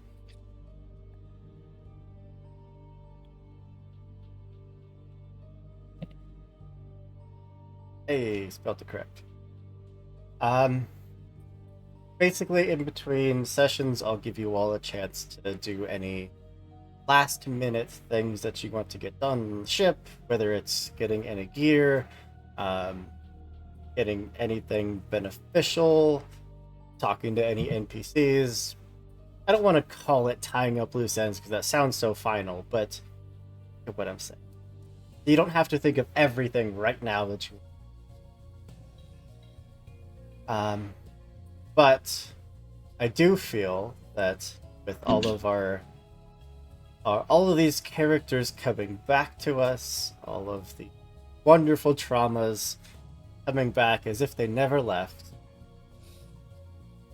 that unless any of you have any parting final words, we can bring this first episode of Nova to Fake Caldwell's a bitch.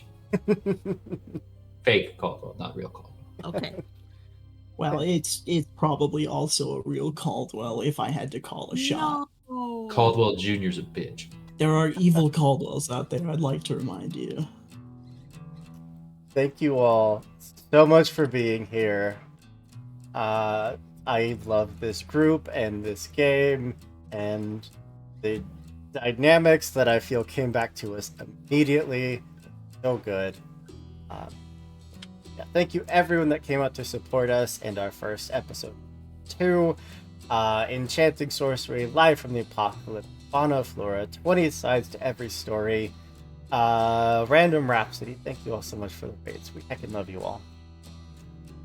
But I do want to go around, let everyone tell you who they are, where you can find them on the internet, and then we will get out of your hair and let everyone get to sleep. Go left to right, top to bottom, which means that we are starting first with Turk.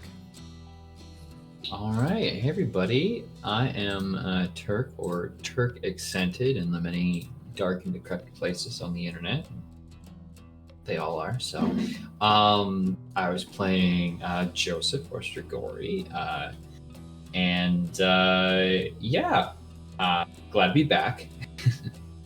If you like my face and the words I say, then you can find me in more places, like right here tomorrow, where I will be in Delta Green, Impossible Landscape Season 3, where I'm a sweet, sweet boy and have done nothing wrong, but not for lack of trying. Anyway, I am over on Neon Lights Roleplay, where I GM Oathsworn, a Greek mythology high fantasy game that's going to be on the 18th, and ever repeating to every other Monday going forward. I'm also player in BioShadow Peace, which is our next session's on the 20th. It's kind of a 40k Wrath and Glory mystery political intrigue game, which is going to be all the alternating Wednesdays from Nova. Yeah, a lot of really fun things coming up in the future. Some Lancer stuff, more Call of Cthulhu, which I run here. And yeah, just thank you all for showing up and showing out. It's good to be back. And then over to Kian. Sorry, I'm typing super secret messages to Hoop. Hello, everybody. My name is Kian. My pronouns are they, he. You can find me on the interwebs at uptight_chiffon. I have a lot of projects going on, but you can peep me over on Entropy Emporium every other Monday, every other Tuesday, every other Thursday, a couple more Fridays, and then upcoming I'll be running a campaign over there. Starting in April or May, a Visible Sun campaign. But I got a couple of games going on over on Entropy Emporium. Next week, on Wednesday, is the Return of Beacons. I'm going to let the GM talk more about it because JT is running that game, but I'm super excited about it. Arc 2 over on High Shelf Collective. Fabulosima campaign every other Saturday here. And then, of course, I will be back for Nova Episode 2, Season 2, Episode 2. This has been a delight. I'm so happy to be back with Nikki and this phenomenal cast.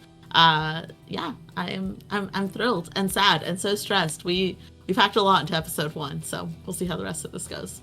But that's me. Speaking of trauma, over to Blair. What's up? I love it. That's great to be attached to. Hi, I'm Blair _ Canadian Moose all over the place. I've been playing Cassidy King tonight. Yeah, little trauma baby who didn't get a break. That's okay. It's only episode 1. No, this has been really fun, and again, just repeating what everybody else has said, I love this table, and I'm super excited to be back and playing this. This is amazing. So, where you can find me other times, usually High Shelf Collective. I'm not in anything right now, but I'm there all the time, so just go check that out. And then I am also on Entry Emporium. We got a few more episodes of Lust and Dust, our Thirsty Sword Lesbians game, on Fridays, and I've been gone for a little bit, so we'll see how that is whenever I get back. It'll be fine. It'll be fine. Not this Friday, but coming back next Friday. And then yeah, Monday, not next Monday, but the 25th, right, JT? Yes. Yes. I think. Yes. We're doing a little Minecraft thingy. So yeah, excited to jump into that. But yeah, that's kind of all I got going on right now. So, but keep checking my socials if you care and want to know where I'm at. But yeah. Heck yeah. And then over to JD. Hey, I am JD. I can be found on the internet at JD Not Jason Dean. Tonight I have been Corbin Calloway, also known as callsign Reaper. I do way too many things in way too many places. You can find me in like 4 to 5 projects with Live from the Apocalypse at any given time. I am also on Entropy Emporium running a horror masks game called They Call Us Villains, which will be returning for our second episode this coming Tuesday. Speaking of masks, I will be in 2 masks games on Sunday. I will be playing with Tales from the Table Studios in their effort to raise money to support those in Palestine who are in need of aid. And we will be playing a masks game midday. And then I will be playing an Academy H over with Live from the Apocalypse that night. So it's going to be a masks like 3 games in 2 days, 3 games in 3 days. Sure, I can do math. I am very emotionally compromised from this episode. It's fine. The only other thing that I don't usually do as often, I will be in a one-shot over with Folk and Myth on Friday night playing 10 Candles, where we are having to fight our way through an apartment building that has been taken over to get to the rooftop. And we're going to have to pass through Purgatory, where all of the criminals are held. My character might have some insights into that. I am the leader. They chose me with that, with the qualities streetwise and manipulative. That is what I am coming to the table with, and I am leading this party. So it's a really good thing that we're all meant to die, because that is the only possible outcome. And I do some other stuff. But yeah, those are the big things. And I am so delighted to be back. And 2 weeks cannot come fast enough. 10 Candles is such a great game. And then last but not least, over to JT. Okay, buckle up. I might have more than JD. It's very possible. Hi, I'm JT. My pronouns are they, them. You can find me all over the internet at WeebJeet. You can also find me tweeting from the Entropy Emporium accounts all over social medias, wherever you want to find them. And I am doing a lot. For example, as mentioned, next week over on High Shelf Collective, we're bringing it back around for Arc 2 of my Beacons game. It is the Beacons of Farlight. It is a gross punk Warhammer quasi-inspired Forsaken planet where the magic is all weird and the technology is even weirder because of it.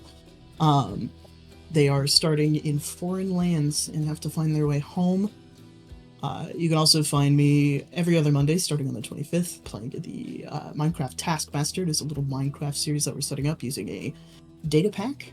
That's going to be a lot of fun. Last Man Standing gets a cool, fun little role in the Discord.